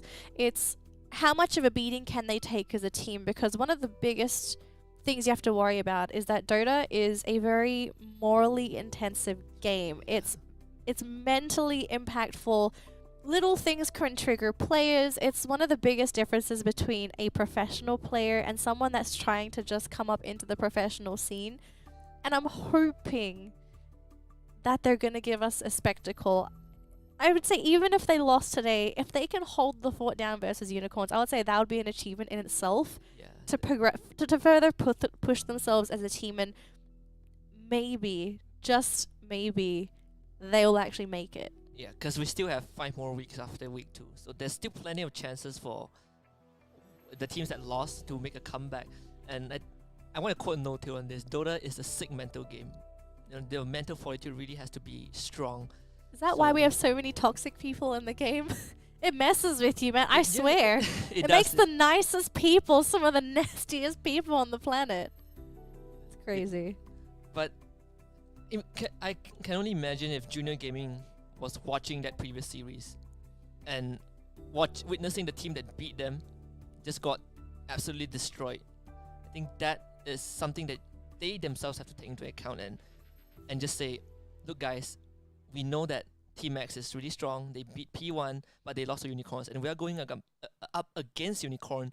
Let's just take it easy and make gaining experience and learning. I think they've got to look at it positively. Yeah. It's like, even though we may potentially lose, I say potentially because there's always a chance. There's always a chance. There's always a chance. You never know. There's always this chance. You know, go into it positively, learn something. Yeah. Maybe, just maybe, who knows, game 1 might be an absolute flop like we saw in the last series. Game 2 could be a lifesaver, a miracle worker, that the hard work's paid off, that you've taken all this mental turmoil and turned it into progress. Yeah. So I think for Junior Gaming, who knows, maybe Junior Gaming is the better team, and maybe last series they had a really bad day. You never know. If you that just happens, have those it's going things. to be great. It's going to have this really interesting storyline for the rest of the week, where we just witnessed a team that lost to P1, saw P1 lost, and beat the team that beat T1. Oh, God, it's amazing. Yeah, but you get the point. It's going to be really interesting. Hopefully, whoever heard that was awake. Cause was awake, if you were not awake there, I don't think you I would would have taken it. No. Yeah, but so I believe we had this little talk about the meta. I believe you want to bring the thing about meta. Yeah. So far we've seen a little bit of a meta on what kind of heroes have been picked. Although I think for this week our heroes aren't quite matching up with the heroes that were popular last week. Yeah, and it was surprising, at least for me, that I was expecting, you know, we saw Nyx got banned 100% last week. I was expecting Morphlings today. Oh yeah. Because Morphling was a very popular pick for the last week. Yeah, Morphling, Nature's Prophet as well. Nature's Prophet, yeah, he made a pop-up as well. I was expecting some niche pickups as well. Do we really see anything today? Not really, right? No, not really. Last was also decent last week. Like it was Yeah. picked like a couple of times, but it was actually banned today in the previous 2 series. So there was kind of a switch up, I guess. There's deviation from what we saw last week, and then that's what keeps things interesting. Because now you can't just look at week 1 and go, oh, so these are the popular bans, these are the popular picks. Let's just play around it. Because when a new pick comes out, then you need to rethink your strategies and how you want to play around that pick. Especially when it was evident we saw like SF, Visage, Night Stalker. Those are not common picks. No, Yeah, no, Wind Ranger they're as not. well. Yeah, they're very rare.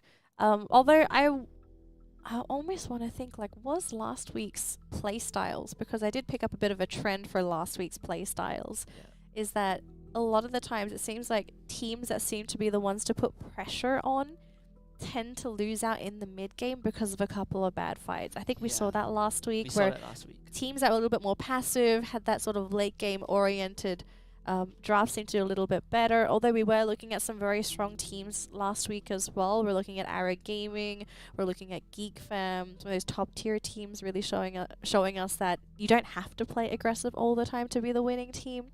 Whereas for today, today the stats are a little bit lopsided because I don't think we're getting even matchups either.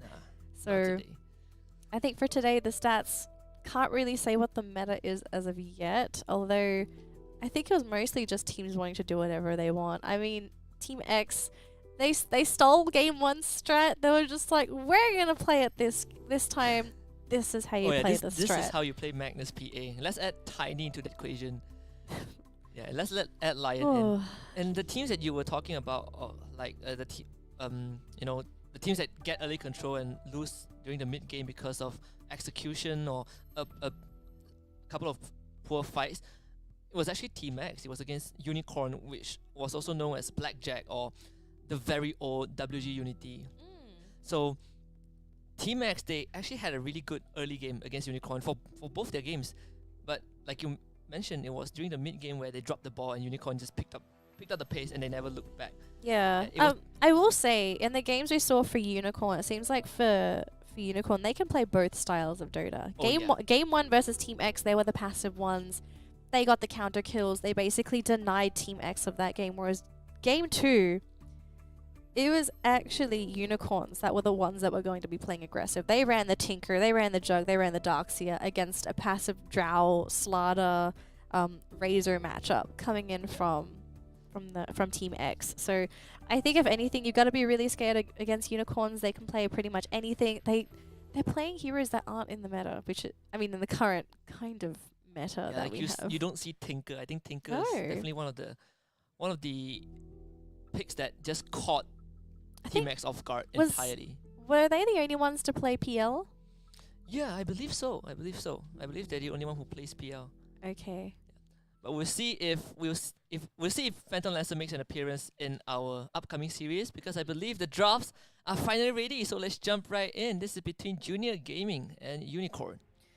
All right, so fingers crossed here for Junior Gaming. Let's see if they're going to be able to, I want to say, put up a fight for Unicorn. I think if anything, let's start from the bare minimum. Let's see if they can put up a fight. I want to see their draft and see how Junior Gaming approach this, because they now have information on Unicorn. Even the bans are different from the last series. Like, suddenly you see an Enigma first ban, you see a Nature's Prophet ban out. That was not there. No, those heroes were not in the ban pool in the previous series. Oracle and Nyx, though, those two are more common, more understandable. So it's definitely a different. We're looking at a different game right I want to say the Enigma. Yeah, I definitely think the Enigma Enigma ban is a bit interesting, because most teams don't normally pick up this Enigma super early. Normally, I want to say second phase, last phase, you want to be going for your Enigmas, because Enigma is one of those very niche heroes where no matter where you put him, if it's a support, if it's off lane, he's very easy to counter. Yeah. There's not that you really don't need that much to counter an Enigma. I will say the laning Enigma is much stronger than jungle Enigma. Yeah, the Edda Lions are just absolutely disgusting. And Enigma has one of the strongest ultimates in the entire game. I think second to RP, which can just suck you in through magic immunity. the black hole as well, you can easily turn the fight around. But Unicorn, they will take out the Leshrac. I think it's the third time we see a Leshrac ban. I want to say this is it. Yeah. So the Leshrac is interesting. Look at how Junior Gaming is banning out heroes. They're banning heroes that give a lot of vision and also give you Global presence. global presence, right? So there's no Vendetta, there's no invisible ganks, no invis from your bounty hunter, no vision from the track as well, no treants to spot things out. So I think for Junior Gaming, are they maybe trying to solidify their laning stage to say there's no funny gimmick string laning stage. Yeah. It's just come at us. Like, they know they can fight aggressive against Unicorn, because Unicorn, I would say in terms of skills, they have the upper hand. So Junior Gaming, maybe they want to revert back to this safe way of playing. Just survive the laning phase, play a decent mid game, and hopefully outfight Unicorn in the late game. Unicorn opening up with Undying, but Junior Gaming, wow, Grimstroke and Doom. Wow. Okay, this is not... I mean, you don't normally see these guys being picked up together, but for Junior Gaming, interesting choice in the Grimstroke. I had a discussion with someone about this, but I want to hear your thoughts on Grimstroke. How does Grimstroke sort of fit into a lineup with Doom? Yeah, I actually had the same discussion with Adrian during week 1. Okay, so you had Adrian, I had someone else, but hang on, go on. Yeah, we were talking about the how Grimstroke, when Grimstroke first came out, people were just thinking about Grimstroke and Chain Frost, and as you know, a big ultimates, yeah, right? big ultimates. But then I think Grimstroke with Doom is pretty straightforward. You use the ultimate, Soulbind, and then you just Doom 2 people. I think that's the gimmick that Junior Gaming want to pull off. Okay. But Grimstroke is just, I don't know, I feel like Grimstroke is just hero that towards the mid game, if he doesn't get the item, the bare minimum in terms of items, he's just relying on that ultimate. And when all fails, Grimstroke is just another hero on the battlefield. Okay, because I didn't really look at it this way. It was the person I was talking to, competitive team, by the way, guys. So fun fact here with Grimstroke. So they felt like the issue with Grimstroke, because they ran him in a couple of scrims, and they didn't really feel like he was a really good competitive hero at all. And they felt the issue with Grimstroke is that he sits on this weird tangent where he's not good enough to be position 5, but he's also not good enough to be position 4.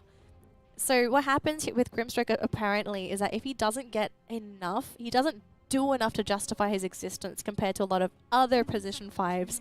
But if you give him priority at position 4, he still can't fulfill the role as a position 4 because he doesn't give you enough utility. He doesn't really give you anything that your traditional position 4s give you. So he just sits on this really weird tangent where if you can maybe run a greedy 5, you might be able to run a Grimstroke.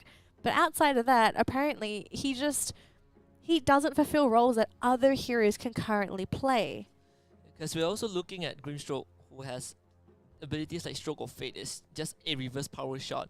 Something like Phantom's Embrace is a point-and-click silence, and the Inkswell, which takes time to stun up your target, and that takes too much.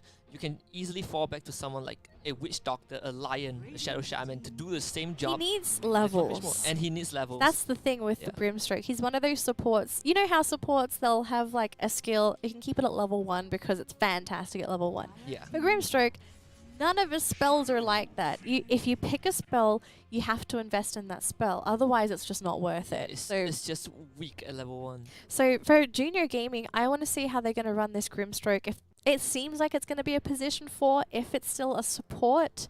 Are they Earthshaker? Midshaker? Is this maybe core? Is this core Grimstroke? I don't know what they want to do with this because they're already running a Doom. Doom is your traditional offlaner. I would be happy if... I think it's Midshaker. It's either that or mid Grimstroke. I don't know if they want to bring back the mid Grimstroke. But against a Shadow Fiend. I mean, this is... This is why it's so interesting to see all these picks coming out. Yeah. Especially when there's a clockwork for Unicorn as well. Speaking of Unicorn, their draft, crisp. So much synergy here. Darkseer, Clockwork, Phantom Lancer, Undying. All of them are fantastic Ion Shell carriers. Super mobile. You've got your Surge from Darkseer. Clockwork, he's got his hook shot. PL, he can just basically dash out of there if he's got a target to jump onto. Undying, super tanky.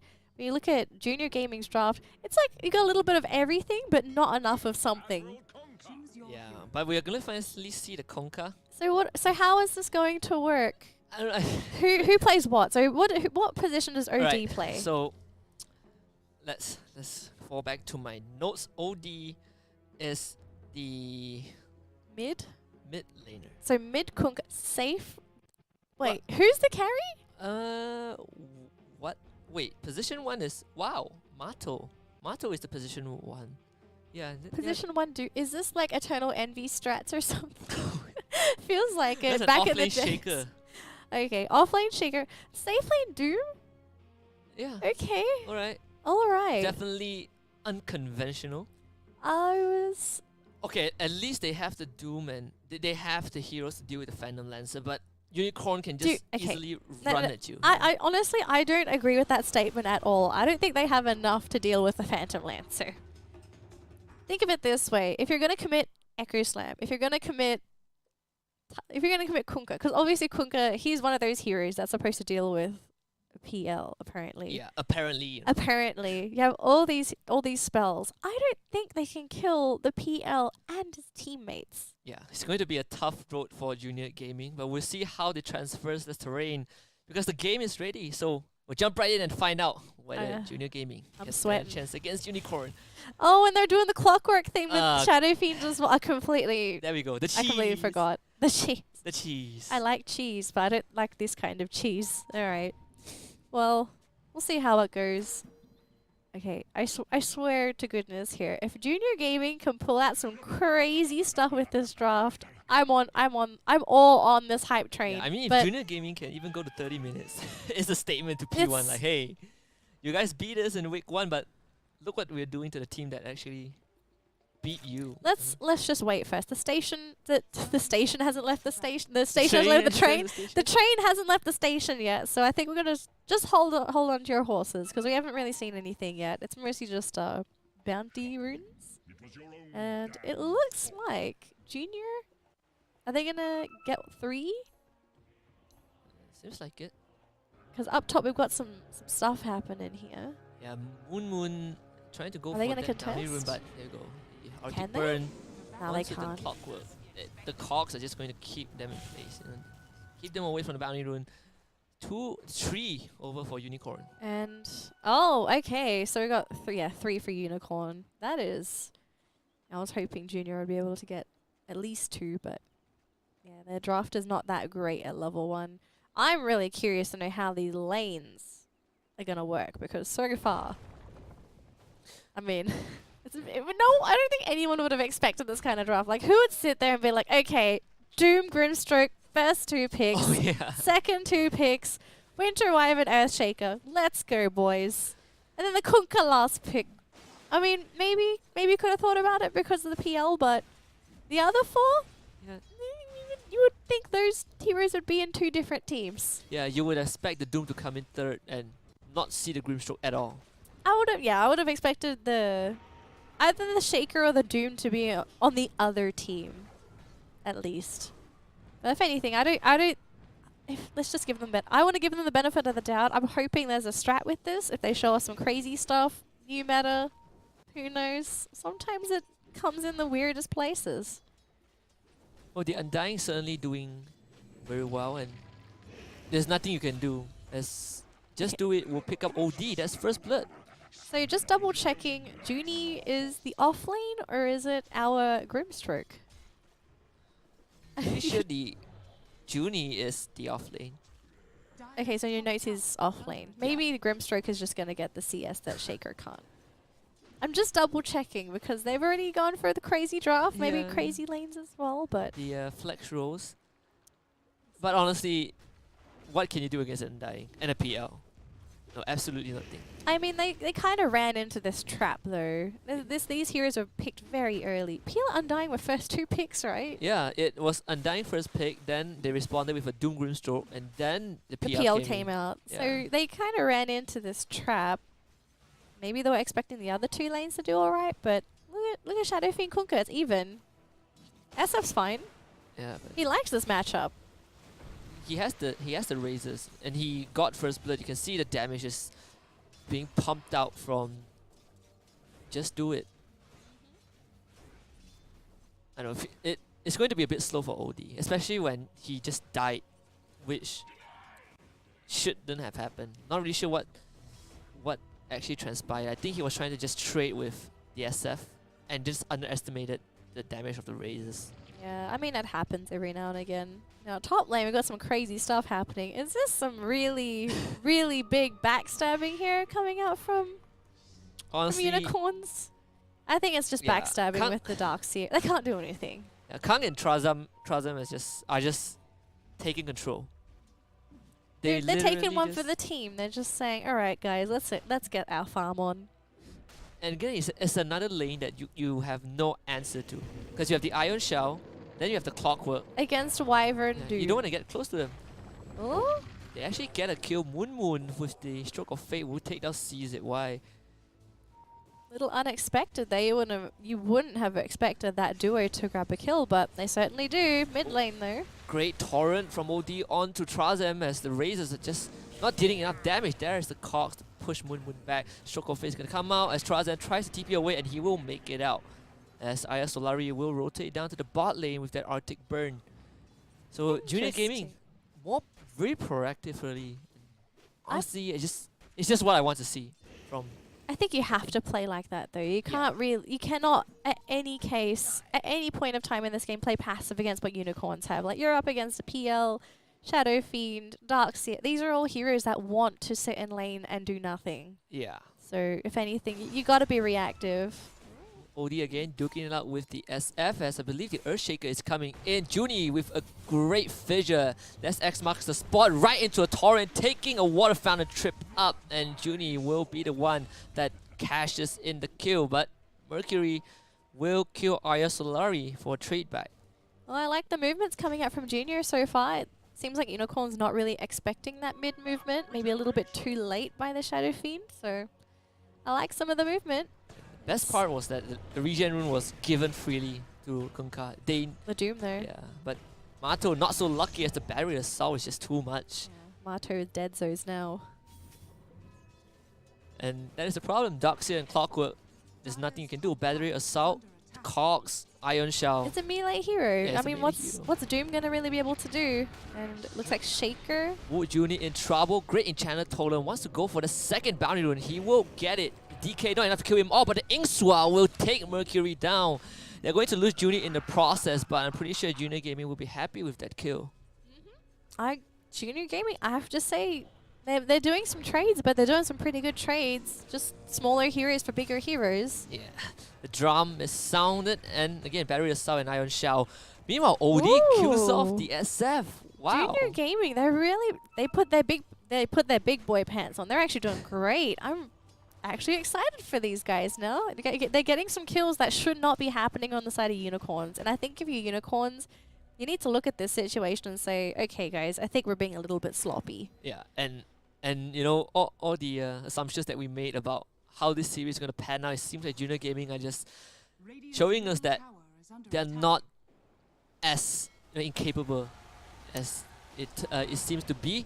The Tombstone will be dropped up again. Stroke of Fate and Fissure is going to deal the damage to SF just till it finally goes down. Moon on a killing spree, but that Soul Rip from CZY actually keeps SF alive for a really long time, and now they're turning. Junior Gaming trying to turn it back.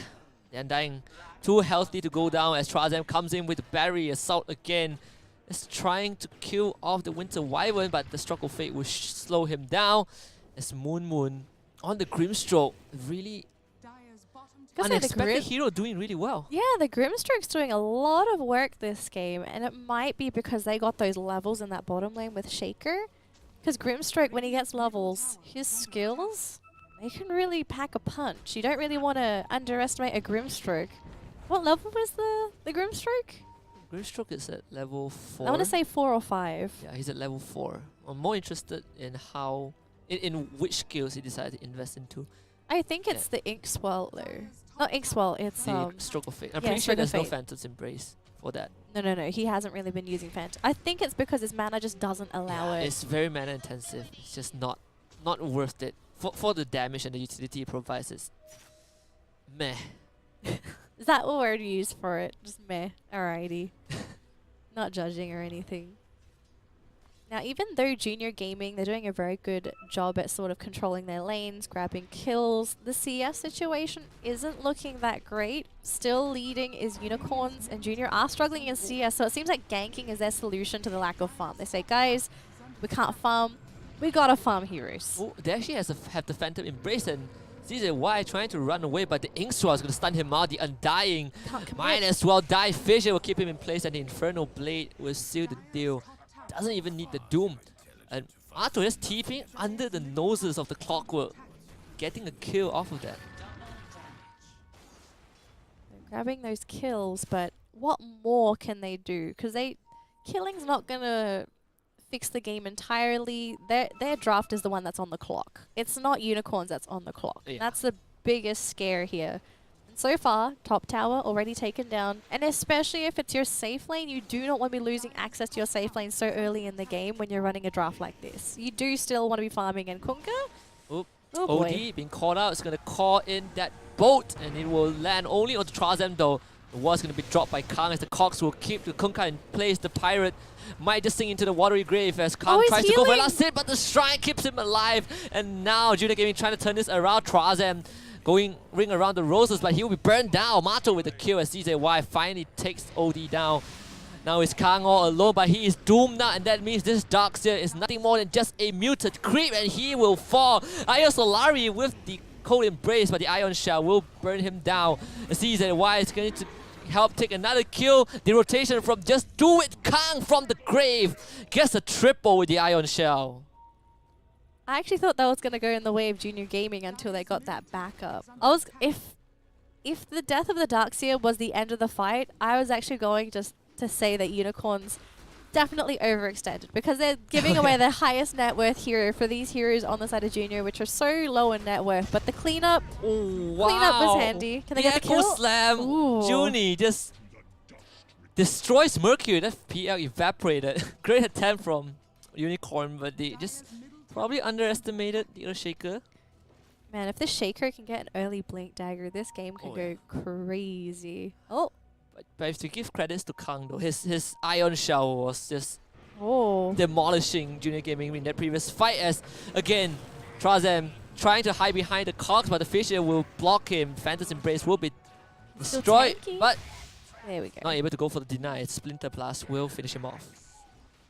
So we have is that 6k net worth? 5k net worth lead, sorry, on the side of Still Unicorns. for Unicorns though. So Yeah, I mean, Unicorns, they're still farming though. Their Darkseer has been mainly in the jungle, farming lane, pushing that safe lane up top. Whereas SF, king of farms, let's be real, he's very good at it. And PL hasn't really left his lane either. He's been moving around a little bit, but he's also been focusing on farming. It's mostly been Junior Gaming that's been the one rotating. And although it's all good and well that they're getting these kills, the fact that they're not able to just sit in a lane and farm, this is going to hurt them as the game goes later and later, because EXP and gold doesn't come when you're not farming. Exactly, so now the hookshot comes in, there is the Cog boat committed as well. OD will sound the war drums as Mato gonna run right into the battlefield with the Scorched Earth. They will get Trazem, but it's just the Clockwork, they need more than that. Finally destroys the Tombstone, the Great Fissure to keep CZY in place, and they will take down the Undying. And Junior Gaming with a great 5-man rotation. Interesting that they don't want to go for that mid lane tower, because they're going for these kills, but they're not really getting any objectives behind this as well.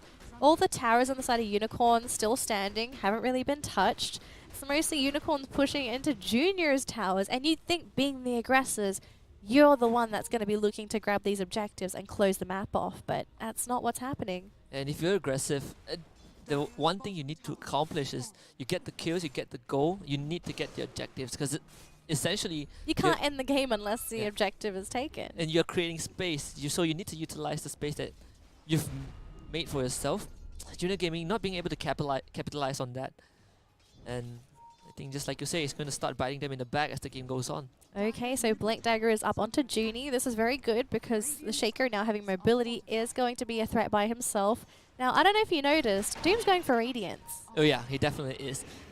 Larry will have the hookshot connected onto him, trying to fly over the wall, but the vacuum will bring him back. That race was just perfect from the SF. But it's just a Winter Wyvern, and now OD will bring the SF out on the right again. Mato coming in, the tombstone gets dropped, the card will trap the Doom in. There is your Green Stroke ultimate, the damage is being laid through by Junior Gaming. They will take down, just do it. And now it's CZY left alone in the Flash Golden form, but his decay is doing so much work for him. X marks the spot, will bring the Undying back. He's going to get stunned up, rooted, and burned to death. As Junior Gaming, they will take down 2 members from Unicorn.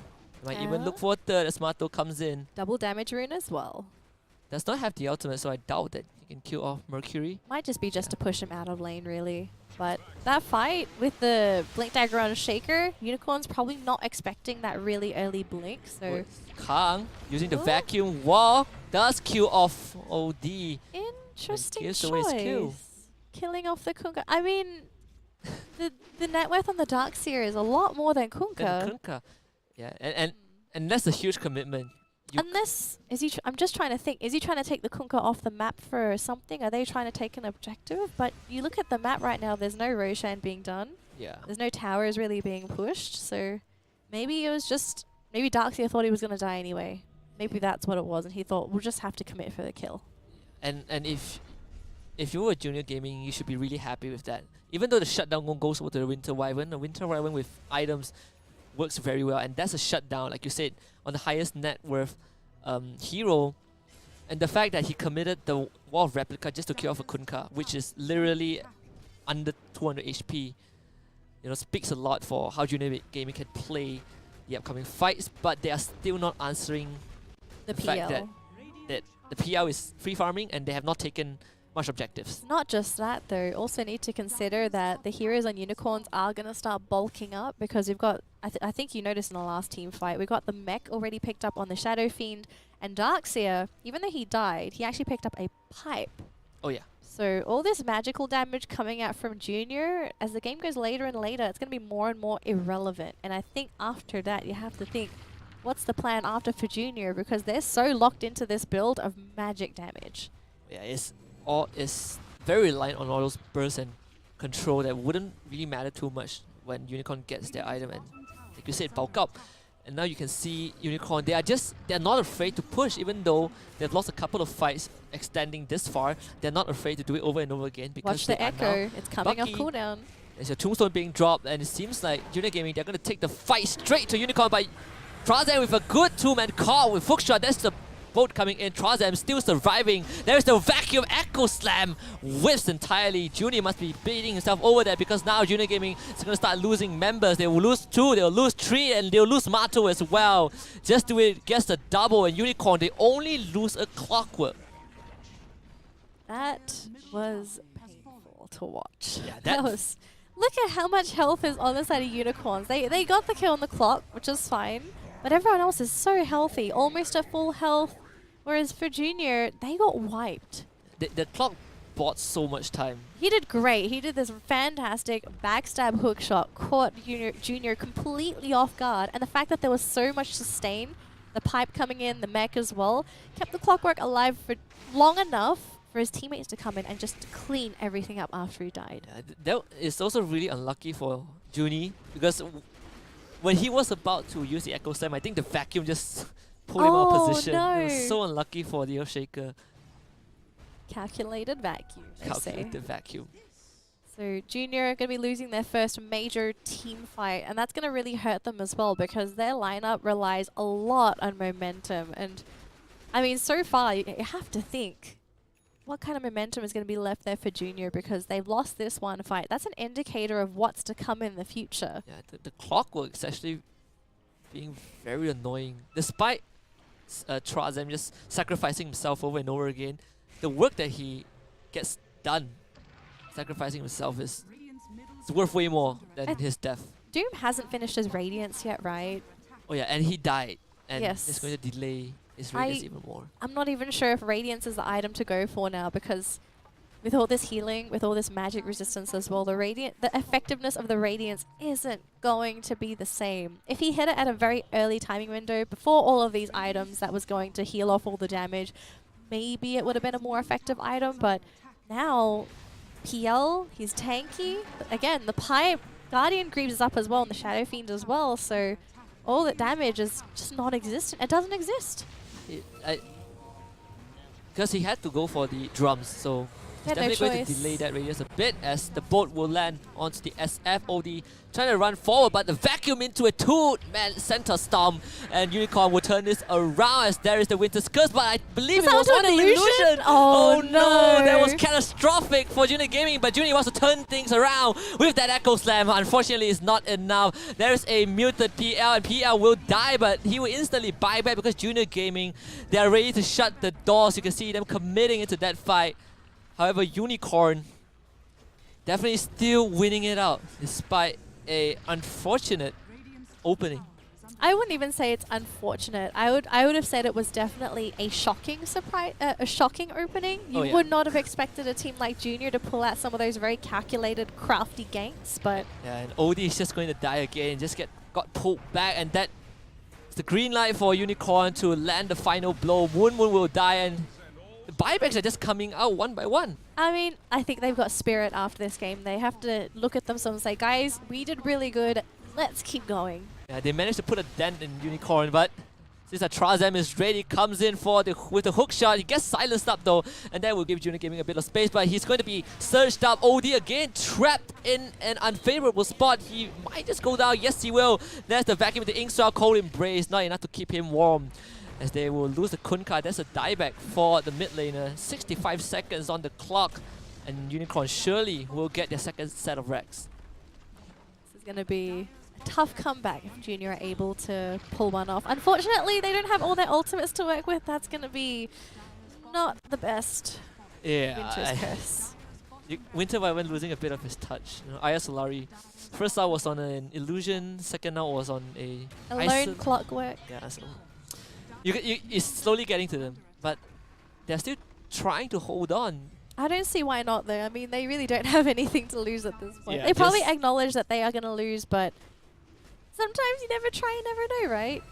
It's one of those games where you know you're going to lose, but you don't call GG so that you can just strategize what you're going to do next game. I think they're just having fun, let's be honest. Fun. I think they're having fun here. Especially Junie with his Blink Dagger. He's just waiting for that dream echo. Oh, I hear the hook shot onto Mato, but that guy has a Shadow Blade, so that's going to be safe for now. Oh, he used his money for Shadow Blade instead. Yeah, Didn't get the Radiance. I mean, he knows he couldn't get the Radiance in time, so Maybe he should have gone for it a little bit earlier, because you have to think how much gold was he maybe holding on to, and he may have lost in those next couple fights. Maybe just skip the drums. Not really sure, but Trazem is sure that he wants to kick the last fight off. The boat will be used, but onto empty ground. OD with a field goal right there.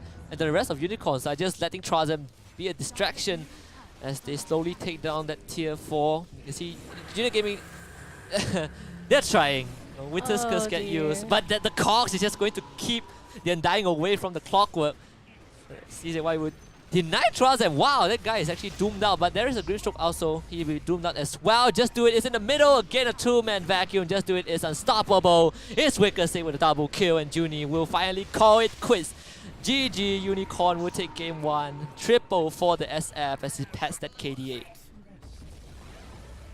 Well, I mean, the game was 20 minutes. It was a very fast game, but I have to say props to Junior for how they actually pulled that game off. I think they did manage to pull off a couple of very interesting ganks. I think some maneuvers that wasn't really expected by Unicorns, and I mean, I have to say they did a lot better than I expected. Definitely did a lot better compared to the very first week that they played. And it's also another case of great early game, a bit of a mistakes in the middle game, and things just started crumbling.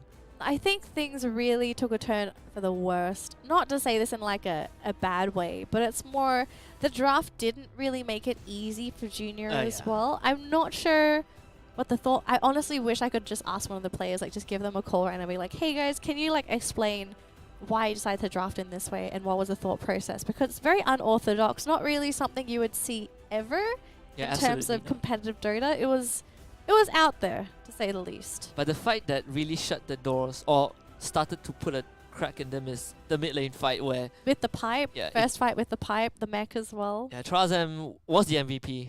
He cocked 2 guys, and I think one of Junior Gaming's hero was pushed away by the cock, which delayed things even further. When Junior went for the Echo Slam, that vacuum just messed him up. and the rest was just History. disaster to say the least. You know, you have the Winter's Curse on the PL Illusion. But to be honest, we cannot blame Aya Solari. I'm pretty sure you cannot even see which the real Phantom Lancer. I think you can't really blame anyone Yeah, when it comes to playing against PL. It's just, okay, which one looks like Eeny, it meeny, could be miny, the moe, real... you know. Okay, that's why you're not a pro player, because that's not how you find the real PL. This one looks threatening. Let's. So this one looks real. Okay. This one looks real. He has the most HP, so let's just out him and pray for the best. This is why we're not professionals, guys. Well, it's definitely a great game from Junior Gaming, but also a fast one as well. 20 minutes and 55 seconds. We're going to go on a short break, and when we come back, Junior Gaming will take on Unicorns for the last time in the group stage. We'll see if they can equalize this. We'll be right back.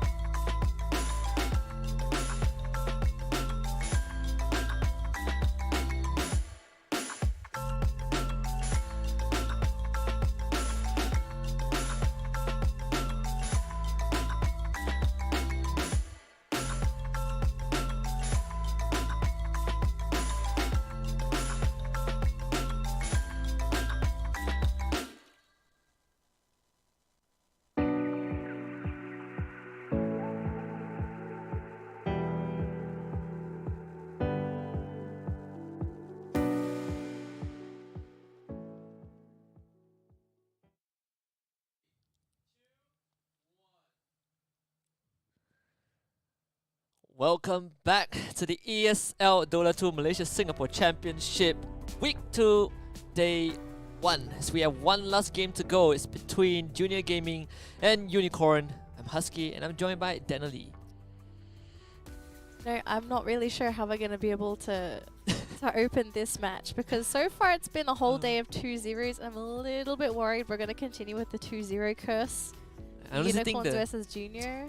biggest issue for me wasn't the 2-0, it's the manner that the 2-0 happened. 20 minutes, right? Oh my Yeah, goodness. 20 minutes. We had like 22, 19, and 20. It's gonna be under 20. Is that the trend that we're following now? Seems like it is for today, but we still have one last game to hopefully have a breath of fresh air as the drafts are ready. So we'll jump right in. The final game of this evening between Junior Gaming and Unicorn. Well, I'm hoping here that Junior doesn't let us down and also gives us another interesting draft. I have to say, it was really cool to see them run the Grimstroke. The Grimstroke actually did a lot more than I anticipated to begin with. I swear, Unicorn just banned out Grimstroke, Doom, and Enigma. Why would they ban it? It's Oh not even God. that bad. It was... Come on. I mean, I was enjoying the Grimstroke pick. I'm kind of hoping that Junior has a little bit more to work with in this game compared to last game, because last game they got kills, they got some action in, but it wasn't really enough to sort of pull them back into a more favorable position.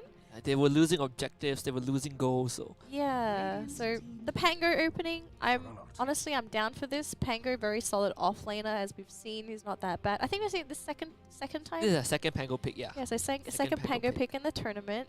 And Ooh, Bane, yes. Yes, first ever Bane pick. I know, I have a thing for Bane. I just love this hero. you love Bane. Yeah. Was it you or was it your partner last week that really digs the Abaddon? I think it was your partner. Oh yeah, it was Yes. Adrian, yeah. Yeah, That's definitely him. okay, because we're definitely different. I don't dig the Abaddon. I feel like he's very limited in terms of what he can do. Even when, I don't know, I'm still not convinced about this hero. Abaddon? Yeah, because Okay, first question. Abaddon or Abaddon? I'm used to calling it Abaddon. You prefer Abaddon. I prefer Abaddon. I know, abandon. Abandon? Aban- We'll yeah, abandon the that's discussion. closer. Alright, what's your opinion? You mean the name or you mean on The the actual hero hero, itself? yeah. I feel like, to me, he's really good at starting sieges because of Curse of the Avernus, but the things he do is just, I don't know, mediocre. You feel Yeah, like it it's- it limits. feels like It's really limited to what he can accomplish. Even when you give him items, he's just there, you know. There's nothing that this hero can do which can swing a fight around or save a game. Because I'm inclined to believe the only reason they picked the Abaddon is the Bane. The Apothic Shield. A Photic shield Yeah. to protect your teammates from that Bane. So I think in this game I can see that niche being fulfilled by Abaddon. I almost want to say they should have maybe picked this a little bit later, because this is already an indicator to Unicorns that when you pick an Abaddon in your lineup, Abaddon is a very passive defensive hero. He's not going to be there for ganks. He can't really rotate to help your teammates go for any kills. He's simply in lane to throw Photic shields or go for heals. That's practically all he's really going to do. Maybe he gets a point in Curse of Avernus and just goes for harassment. Normally that doesn't happen because it's really not effective. So Even at level 6, borrowed time only keeps him alive. It doesn't provide anything to his team, and now... And this is There you go. scary because it's Monkey King. Now, I want to say this is scary because Monkey King Jingu stacks. Oh yeah. Okay, that is not going to be protected by the shield at all. The shield's going to pop, I think, within 2 hits. Yeah, if he uses the... what's it called? Boundless Strike, the shield will just explode immediately. You cannot survive the crit multiplier. And Unicorn will add the Dark Seer. Look at that draft. It's Oh. ruthless. It's in your face. We don't care. Yeah, bring the fight straight to Junior Game. But no, I really like this because they're basically just capitalizing on the fact that Junior has gone for the Abaddon second pick. They know he's going to be passive. He can't do anything against a Darkseer. Nah, Darkseer and Juggernaut, just double the firepower. The only thing they might be able to do with this is go dual lane, off lane, Abaddon, Pango, but then that leaves Rubik +1 against a Darkseer. And most carries don't do well versus Darkseer. One of the best ones that does that does lane against Darkseer is the Juggernaut, and Oh, that's yeah. on the other side. So I have to say, Unicorns, they've just done such a good job with drafting, and maybe Junior maybe falling down that little pit of thinking they had the aha moment, but then it's more like a uh-oh moment. Like, I activate my trap card. Here's the Abaddon. And, well, I don't know. The Rubik pick is just okay. There's nothing much that the Rubik can capitalize on. I think you'll be looking to steal the abilities from Bane itself, but Yeah, you'd mostly be looking at the grip, maybe the heal from the Juggernaut, maybe and then Iron Shells are going to be a big one. Iron Shell would be great on Pango and Sven. and Sven, yeah. I was about to point out that maybe the Sven can change our minds on how Junior Gaming can play this out. It gives you kill potential. That's one of the things he does. Yeah. Great And laner. with the Abaddon and Rubik, even with the Abaddon alone, Sven is just this monstrous hero. Can he sustain against a Darkseer lane though? That's the thing. Yeah. Because Early Sven's on one of is- those heroes, he doesn't have sustain. He normally doesn't want to build lifesteal either. Normally it's the Echo Saber first. Yeah. So that might set him back a little bit unless they change up the lanes, go for Sven matchup against the Juggernaut maybe? Because his Warcry shield doesn't It doesn't. negate any magical damage. So Yeah, that's all physical damage. Or maybe they put Sven versus Monkey King mid. Because the Jingu, Oh, yeah. Jingu stacks will still apply, but Sven's one of those tankier heroes that won't be taken down as quickly. 5 seconds. It's a bit of a stretch though, because you don't normally want to do a melee matchup versus Monkey King regardless. and Junior Gaming banned out Razor as well. I think they were worried that Unicorn might take Razor mid or something and starts using the static link, but I mean, Razor's worse on the Sven, so... yeah. And also Queen of Pain taken up by Unicorn. Surprised about the Queen of Paint, but then again, I'm also not, because you look at Unicorn's draft, you're not looking at much lockdown. Yeah. Monkey King Boundless Strike. Oh, well, you're telling me about Viper today. Yeah, you got I your was. wish. Well, we're getting a Viper game, finally. You say that as if you're excited.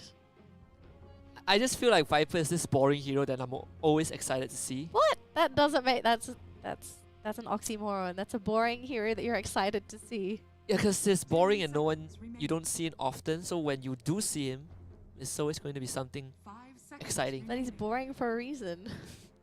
But people still use him. Junior Gaming.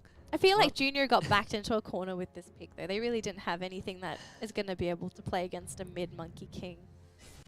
Unless Unicorns just say, screw it, Monkey King off lane, safe lane? Trezam's playing it. What? So it's off lane Monkey King, But right? No, Oh, it's a support Monkey King. Support Oh, Monkey excuse King. me. Wow, okay. Yeah. I mean, they could have done anything with their lanes, to be honest. Okay. Yep, I did not see that coming at all. yeah, support. Yeah, they're just putting out all the weird picks. Okay, if they're putting support Monkey King, that suddenly makes the draft incredibly greedy. I was expecting core Monkey King, core Juggernaut, Yeah, and support and a Darkseer. last pick support. No, I was expecting offlane Oh, Darkseer yeah, still. yeah. Mid Monkey King, you were saying. Yeah. So for Unicorns to do this, maybe they just feel like they're strong enough to be able to pull it off. Yeah. Now we saw support Wind Ranger. Now we're going to see a support Monkey King. I don't know, I mean, Monkey King has, it's been done. it's been done. Yeah. Yeah. The Jingu stacks. I guess 300 range. Imagine being beaten up by a support who gets like a damage boost at level 1. I mean, It's that's not kind of what pretty. Undying does. Yeah, but it's a bit quicker than Undying. You unlock that potential a bit quicker, I guess. Yeah, I suppose so. I suppose so. Well, Unicorn definitely beaming with confidence to go for this kind of picks. Gleaming with Gleaming. confidence. They're And- gleaming. They still stuck with the SF pick as well. I mean, SF did do decently in the previous game against the Kunka, even though he did die a couple of times. But once the grease was completed, it was pandemonium for Junior Gaming. To be honest, though, I think when you compare what we saw last game and what we're going to see, I think I'd still put my chips on Unicorn here. Yeah, I have to agree with that. No. But we'll see if Junior Gaming can put out another good show. We'll go in-game and find out right now. This is the final game of the night. Junior Gaming versus Unicorn. I'm actually hoping Junior prove me wrong here. Just a little bit. We'll have to see. We have to see. Little speechless here as well. I mean, it's not impossible. It has happened before. It's been a really weird night. Yeah. Yeah. Just seeing walking little clarities on the ground. It's like these don't normally move. Did Oh, Ice yeah. Frog like suddenly patch legs in? Or when did clarities become heroes? I can bet that he didn't even see that. No, I But don't think he did. yeah, So I mean- Monkey King, Darkseer. This is actually looking at this lane. It's quite scary. Although Monkey King is being a little bit cheeky here. yeah, he tries to dodge out the Stormhammer, but Interesting doesn't manage to do choice. so. Level 1 Jingu. I was actually kind of expecting the level 1 G. But level 1 Jingu in a Abaddon Sven lane? That's not a lane that you'd want to be running Jingu in at all. I would have been expecting maybe Boundless Strike. Yeah, I don't know. Because at least he'll be able to like hop from the trees with Ion Shell or something. Just stay on the target. Oh yeah. Yep, Mercury definitely stayed on Junie, as that is Oh yeah. probably the easiest first blood of his life. This, Didn't really get to do anything. What skill did Pango go I for? think he took Swashbuckle, but then he used it. Oh, And he okay. just got caught in a really bad spot. Okay. Yeah. And you know, Moon Moon went for Fate Bolt, so there's not. It doesn't matter. There's nothing you can do to cancel the Blade Fury at this Yeah. point. But that early first blood going over to And Unicorn. Okay. Okay. Well. Very fast kill. Very fast kill. Yeah, Sorry. and it's under a minute, 1 minute. maybe OD thinking he had the upper hand against the Shadow Fiend, trying to go click for clicks. Yeah, it's almost impossible. And now he's one level down. Yeah. Almost one full level down. I mean, Viper is not really that great at level 1 when it comes to right clicks. Especially when you have. Against the Shadow Fiend as well. He's I level believe- 2. Did he hit? I think he hit level 2. I'm just guessing that he hit level 2 and got the raises. That's what I'm thinking. Yeah. There's like no way he should have been able to kill him with just simple right clicks. Yeah. I mean, pretty sure OD wouldn't just stand there and let him hit as well. So Yeah. maybe he really did get the raises before before Viper hit level 2. But Quite possibly. Mercury going in for a spin again, but Moon Moon is just slightly faster with the boots. And But there's nothing they can do against the Juggernaut. The Bane Yeah. is just being an absolute monstrosity in the top lane. Bane just being Bane. Very, very annoying here, especially in the right hands. Just constantly harassing people while they're trying to go for CSs, annoying the supports. Yeah, it's truly this living nightmare where especially his laugh. There's something about Bane's laugh that just makes him truly a nightmare. But he does go down, as Moon Moon will be the one taking the kill. But look at Kang. That guy is fearless. Just goes to the tier 3 and starts cutting off the creep wave. So when all that's said and done, though, CS lead is still in favor of Unicorns. Yeah. So I think regardless of what kills we're about to see, if anything, Junior's going to have to go for desperation kills to open up these lanes. Because if they don't, the gap between the CS is going to be, well, I think you can imagine what it's going to look like in a couple game minutes. 1 all over again. Yeah, history like repeating itself. Equal amount of kills, but 7k gold lead to Unicorn. Yeah, because look at the current gold difference. We're already 2k gold. Yeah, OD can't even ahead. walk into lane right now. No, this is sort of the thing when teams sort of get forced to pick a Viper. I've never really seen a Viper win a matchup, and I think he might just go down to... He's trying to The fight SF. though with a nether toxin. I don't think he has a choice. Wow, he Oh. pops the south. The damage is just not enough. He didn't really have a choice. Oh, the Rubik. Oh, okay. Okay, the poison. Yeah, Okay, that Alright. was it's not as calculated saddening as. as it could have been. But Monkey King was still at level 1. Like he was trying to go for a cheeky rotation there, but he's still at level 1. I think he's just decided to abandon the Darkseer because he already knows Darkseer can farm this lane. Like, he doesn't need help. He's not going to be harassed at all because no one on the side of Junior Gaming is going to annoy him. So for Monkey King, I kind of want to know what he wants to do here because he's only got Jingu. Oh If yeah. he went for Boundless Strike, he would be able to at least go for rotations, get a stun in, be at least a little bit useful for his team. But level 1 Jingu, he's not going to be that effective. I think what they're going to end up doing is maybe have the Darkseer help him get to level 2, get the Boundless, and then start rotating. Not really sure what was Junie's plan there. Just walking around in circles, being right-clicked by Bane. But Abaddon coming in just in time for the backup. So he's going to heal out the Pango. Mercury just going to run straight at him. And OD might not be able to survive this one as Trazam comes right in. It's easy kill for the SF. Oh, that's the contribution your Monkey King is going to be giving you. Just sort of jump in, give vision, go for the razors. And It's a good start though. He's not exactly squishy as well. He's actually has decent tankiness. Agility-based hero. Typically have high armor.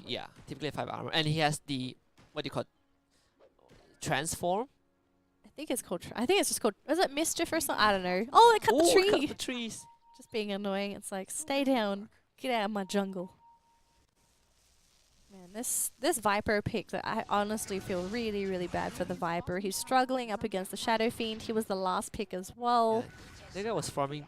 Is forced to farm jungle. There's nothing he can do. You can see that the Darkseer is taking away his jungle. OD is just being starved, like left and right. You can't go into the lane properly. You cannot farm the jungle. The Monkey King and the Darkseer is just taking everything away. He can't really go for kills either until he hits that level 6. Yeah. Really needs that ultimate to really be able to pop anything off. And look at this. This is just complete bully. He's stealing the jungle. Yeah, he's stealing Viper's gonna be so mad. OD's like, excuse me. Hello, I live here. Get out of my house. Yeah, that's daylight burglary from Trazam. It is, isn't it? Man, this is gonna be a real tough game though. Real tough game for the Viper. Definitely not having the aggressive start. They're compared to the last game. They're that behind. concerned. Yeah. They even brought the Abaddon in as well. The Aphotic Shield possibly saving his life there. Telekinesis from Moon. They can't Not catch enough him. to kill off even the Monkey King support. Going for the Fate Bolt, so Okay. yeah, that's the fade away from the Rubik. So at least they do pick up the Monkey King, but still support. But looking at the gank though, you have to think like, if the Rubik is the only one that can go in and go for the initiation, your lineup is really, really flawed. They've got no sort of catch outside of the Rubik as of now. Sven can stun as well, but this is, like right now, Sven doesn't want to be ganking, and now he's being ganked. Yeah, he wants to be farming and throw out the Stormhammer. The preemptive Even he is wall. being forced away. Wrong way, buddy. Look at the body block from that wagon. He doesn't want to run into the wall, into the wall, but I think he's He's just got to succumb to death. Yeah, being betrayed by your own siege wagon is not the nicest feeling. No, it's not at all. And these lanes are just not working for Junior at all. Look at the net worth. Oh, Just God. look at it. Yeah. This Sven is the highest net worth here, but even then he's almost 1,000 underneath the cause on the side of Unicorns. This is not where you want to be at all if you're Junior. Shadowfade is double the net worth of the Viper. And also, mind you, this is a completely different draft compared to last game. Last game, they had heroes that were able to go for aggressive maneuvers. Look at Rubik. Nope. They're going to bring Mercury in, but that guy is just going to start spinning out. No mana for the TP scroll.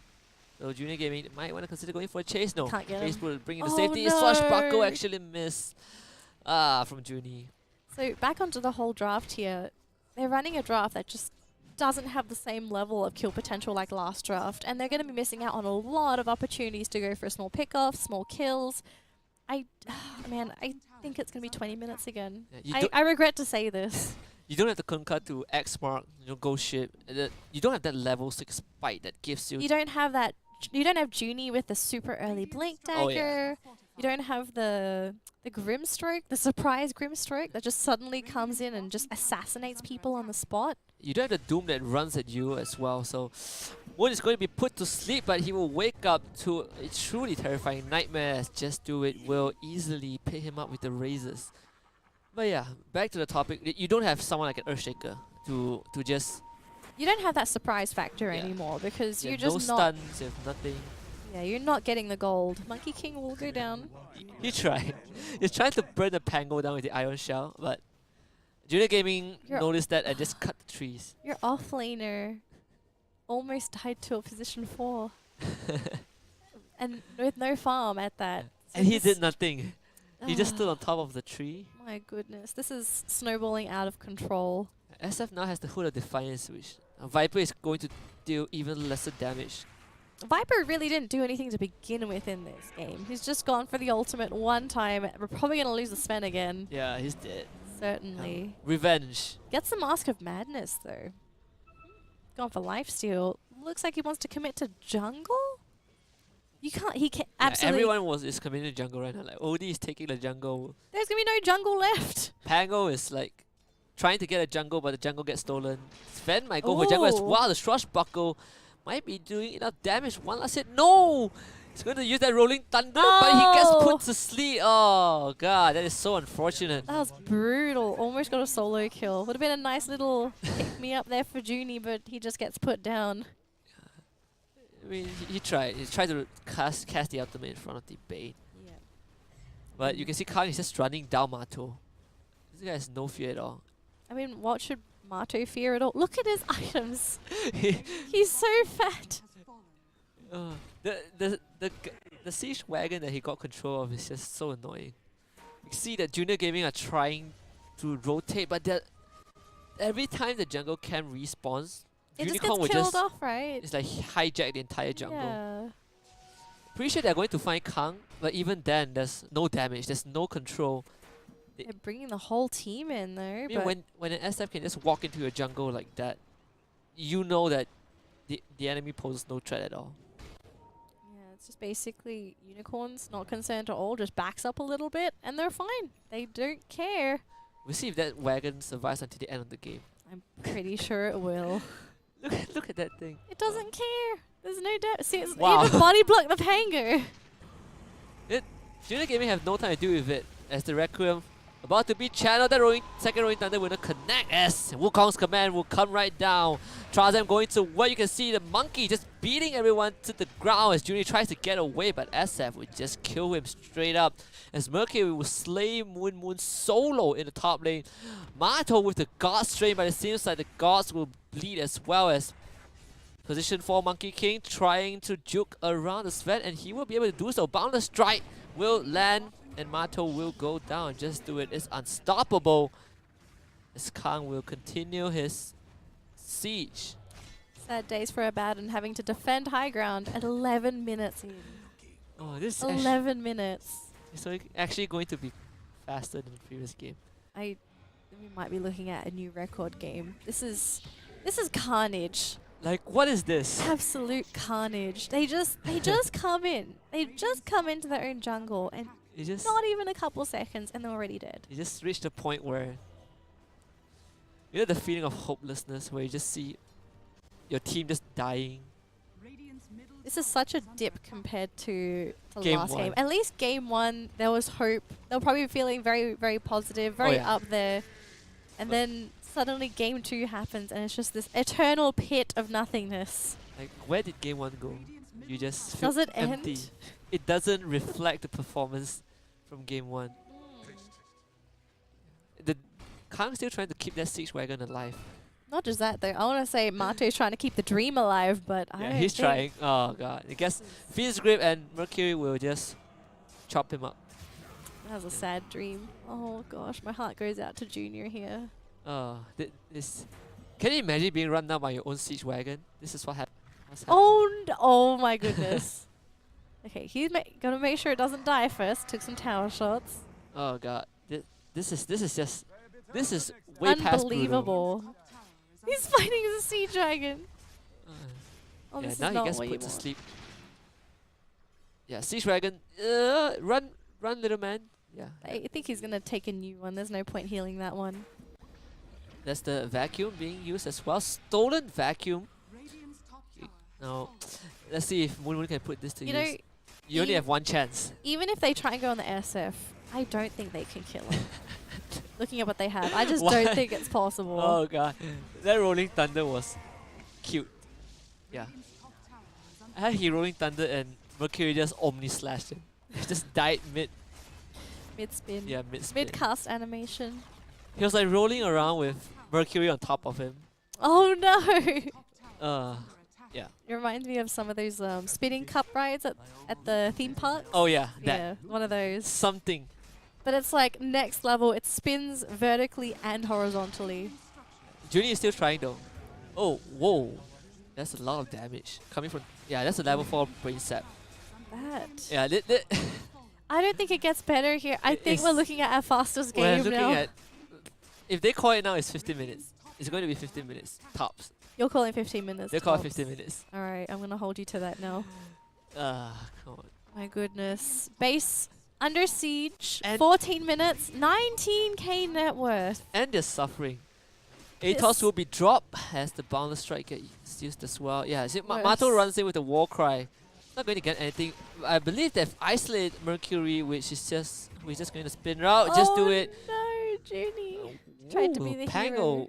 not really sure what was the intention there, but here comes Trazam Oh. into a Stormhammer. Ghost Ray being used, but Mato be put to sleep. Dream and Vacuum. Requiem used as well. Stolen Requiem by Moon Moon. Wow, this guy trying to keep the Dream alive. Borrow Time is activated, but Borrow Time can only sustain for so much as it will start to expire. Stormhammer onto the SF. They might finally kill this guy after 15 minutes as Mato running at him. The Atos will seal his fate. Finally get the SF. As they will see Trazam as well, and do they have the vision of DC him? from Pango. Do they know where? Oh yeah, there we go. Did they say the Monkey King? I'm pretty sure they dropped the Netotoxin. Yeah, they did. There we go. Okay, so I have to see. Can they grab the Shit. Monkey King? yeah. Wait. Okay, Monkey King will casually can't drops do down anything. and kills the Abaddon and TPs away. Yeah, that's the best that they got. If it weren't for that stolen Requiem, it would have went way worse. I think even after all of that, though, 1.3k gold. That's not gonna cut anything. It's still 18k net worth lead. Well, Still, it doesn't change. at least they closed the gap by 1k. You know? Silver lining. Silver lining. They just need to do it 18 more times. 18 more times. You make it sound so simple. Well, So Mega. Oh, your they're- 15-minute dream didn't happen, by the way. Yeah. I mean, there's hope for Junior. There's still There is hope. hope now. They have survived the initial high ground push. And they now have a little bit of gold to work with, but how much can they make this gold work? Yeah, support Monkey King. Yeah, he went for the medallion. Next, it's going to be Echo Saber next, so it's going to transition to the core eventually. The Bane just went 3 braces. This guy is, Tanky. yeah, Rich. he just does not care. I mean, he has enough hands for braces, so Yeah. I'm sorry. I had So to say it. he's one of those people that wears a lot of ornaments, accessories, like bracer here, bracer. It's called flaunting your wealth. Yeah, he definitely is rich. He needs one more. He One for is- each hand. Well, if you look at the net worth, Bane is literally ahead of the Pango. Bane is 2k ahead of Pango, which is I mean, Junie's died a lot. He's tried to be the hero, which I could understand. But the thing is, the difference between Pango and Earthshaker is that Pango can never be an Earthshaker. exactly. There's a 3-man vacuum into a wall as Mercury starts to run at everyone, but he does not have the Omni Slash as he used it just now to solo kill the Pango. Mato gets put to sleep, but he's going to wake up and tries to do his work, activates that Ghost Ray, takes out the healing ward. Wukong's command will be channeled in the back though. Atos rooting out Trazam, but it doesn't matter. OD surviving with a slither of health with the Apothic Shield, but they already lost 2. There you go, GG, 17.5 minutes. Junior Gaming called it, and Unicorn will get another 6 points to add to the leaderboard.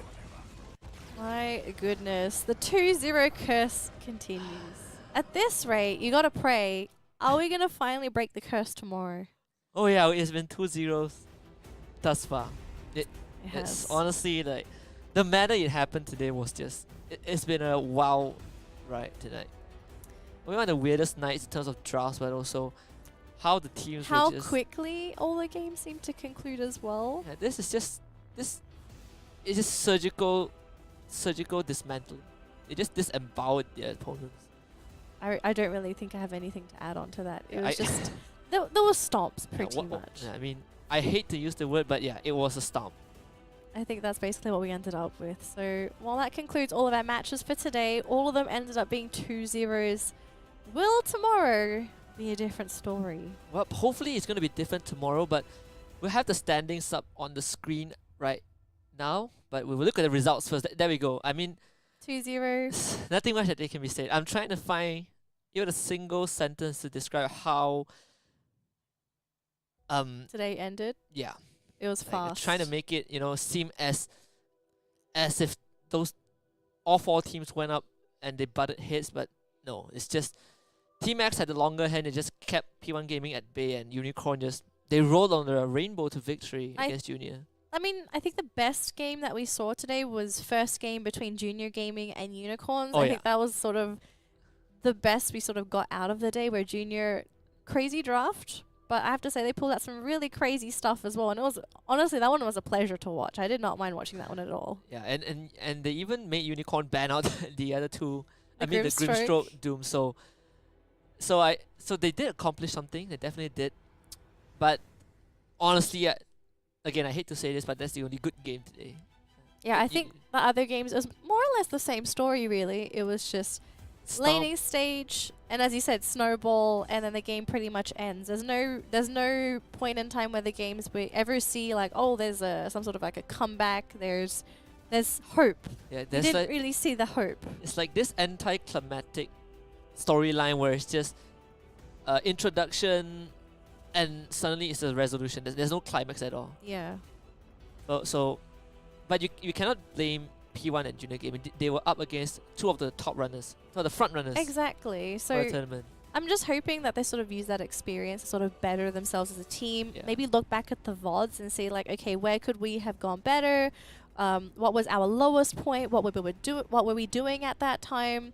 How do we change? What heroes do we need to learn as well? Because I almost want to say that the teams that we watched, P1 and Junior, they definitely did not run meta heroes at all. They didn't. No. They did not follow the meta. They didn't seem to follow the flow. And sometimes it's good, but then that's also sometimes it's bad, because you don't always want to ban those heroes. There are some circumstances that you want to pick meta heroes to deny them from the enemy, because you have other heroes you need to pick and ban. It's like this 50-50 It's a two-way street. It's a two-way thing. It's like it's a double-edged sword. Exactly. Either you catch your opponent off guard, or you just end up bamboozling yourself. And I think Junior Gaming only did that once, which for them I feel is enough. They got destroyed in game 2, but game 1 was the morale boost I think they needed. And getting this really difficult series out of the way in the first 2 weeks, I think it's also beneficial for teams like P1 and Junior, because after that they can slowly gauge where they stand and just adapt to the rest of the week, because you won't be facing Unicorn or T-Max. But they've still got Geek Fam, they've still got Flower, so it doesn't really get better, but I mean they're getting there. You get the, I mean you experienced it the hard way. Maybe there's definitely more to come. I mean, if we're taking the context of how today's matches went, there's definitely more to come for these teams that we consider fresh. But other than that, the standings pretty much says it all. That's the hierarchy for the tournament so far. Unicorn on a roll. They have not lost a single game. T-Max finally bagging their first 6 points after losing 2 on week 1. P1 Gaming sitting on the 6th point that they got from Junior Gaming. Flower Gaming and Geek Fan will be playing their games tomorrow. As Dota Hero, Team Legenda, and Junior Gaming will sit at the bottom. But Dota Hero and Team Legenda still have a chance to get some points. Yeah, some of these teams haven't really played that many games. And for tomorrow's schedule, I think it's going to be a little bit interesting, because we have Team Legenda starting off with Geek Fam. And then after that, we have Dota Hero versus Flower Gaming. So we're not at the top of the top. I know some of us want to see Geek Fam versus Flower Gaming, wink wink nudge nudge, but I think we still got some good stuff coming tomorrow. Always save the best for last. Maybe towards the middle, because the teams will eventually clash. It's just a matter of time. So I think tomorrow it's going to be a slight build up from today. I honestly don't expect us to have the results that we just had. You won't have a 20-minute stomp. I think it's going to be a bit longer. It's going to be a bit more interactive. I'm hoping there's at least a 1-1 in there to break the 2-0 curse. Oh yeah, we've been seeing 2-0s too much. A lot of 2-0s. It's almost unbelievable with how many we're seeing so far. But then again, I think for today, some of them these ones were very much warranted. And I think we did discuss a bit about the hierarchy of where we place the teams. And I think we didn't talk about this on stream. Yeah. Maybe we'll quickly disclose this. So do you want to, I mean, I think we're more or less the same. Yeah, more or less the same. Did you want to explain, or do we both explain? Well, yeah, we can just explain I suppose, Well, yeah, okay, I suppose we can just quickly explain do this. it. So for both of us, I think we more or less agree More or with less this. same. So the top two, I say top two because I honestly think it could go either way, is Flower Gaming and GeekFam. For people that don't know who Flower Gaming is, that is Arrow Gaming. Arrow Gaming or High Ground. Ground, It yeah. depends on which of the iterations you guys remember, but more or less the same team. So GeekFam and High Ground were, I call them High Ground now, my goodness, our top two. Then after that, it was... Maybe Unicorn. Yeah, so it was Unicorn. I feel like I put someone else there. No, I think it was just Unicorn. Yeah, it's just Unicorn was Unicorn. our third team we put on the list. Yeah, then you have Team And then Team X was our fourth Yeah. on our list. Dota Hero and Legenda. Yeah, I don't know about these two. I feel like I got to put them in the same category. They put them in the same place. So Dota Hero and Legenda. And then P1 and Junior, unfortunately, we've got to put them on the bottom of the list. But we have no data Yeah. on these teams. And I almost want to say they're probably the freshest batch of players we've had in Dota for a very long time. Yeah, new bloods are always good. Like we both agreed on. They might adapt. We might see some surprises, but as of now, this is how the standings will be for a period. So we'll see if things changes. But I guess we'll call it for a day. It's been a weird but fun night. We'll see you guys tomorrow, same time, 7 p.m. for more interesting Dota 2 games. That's it from us. I'm HusKKiee. She's Danelie. We'll be signing off. Good night and goodbye.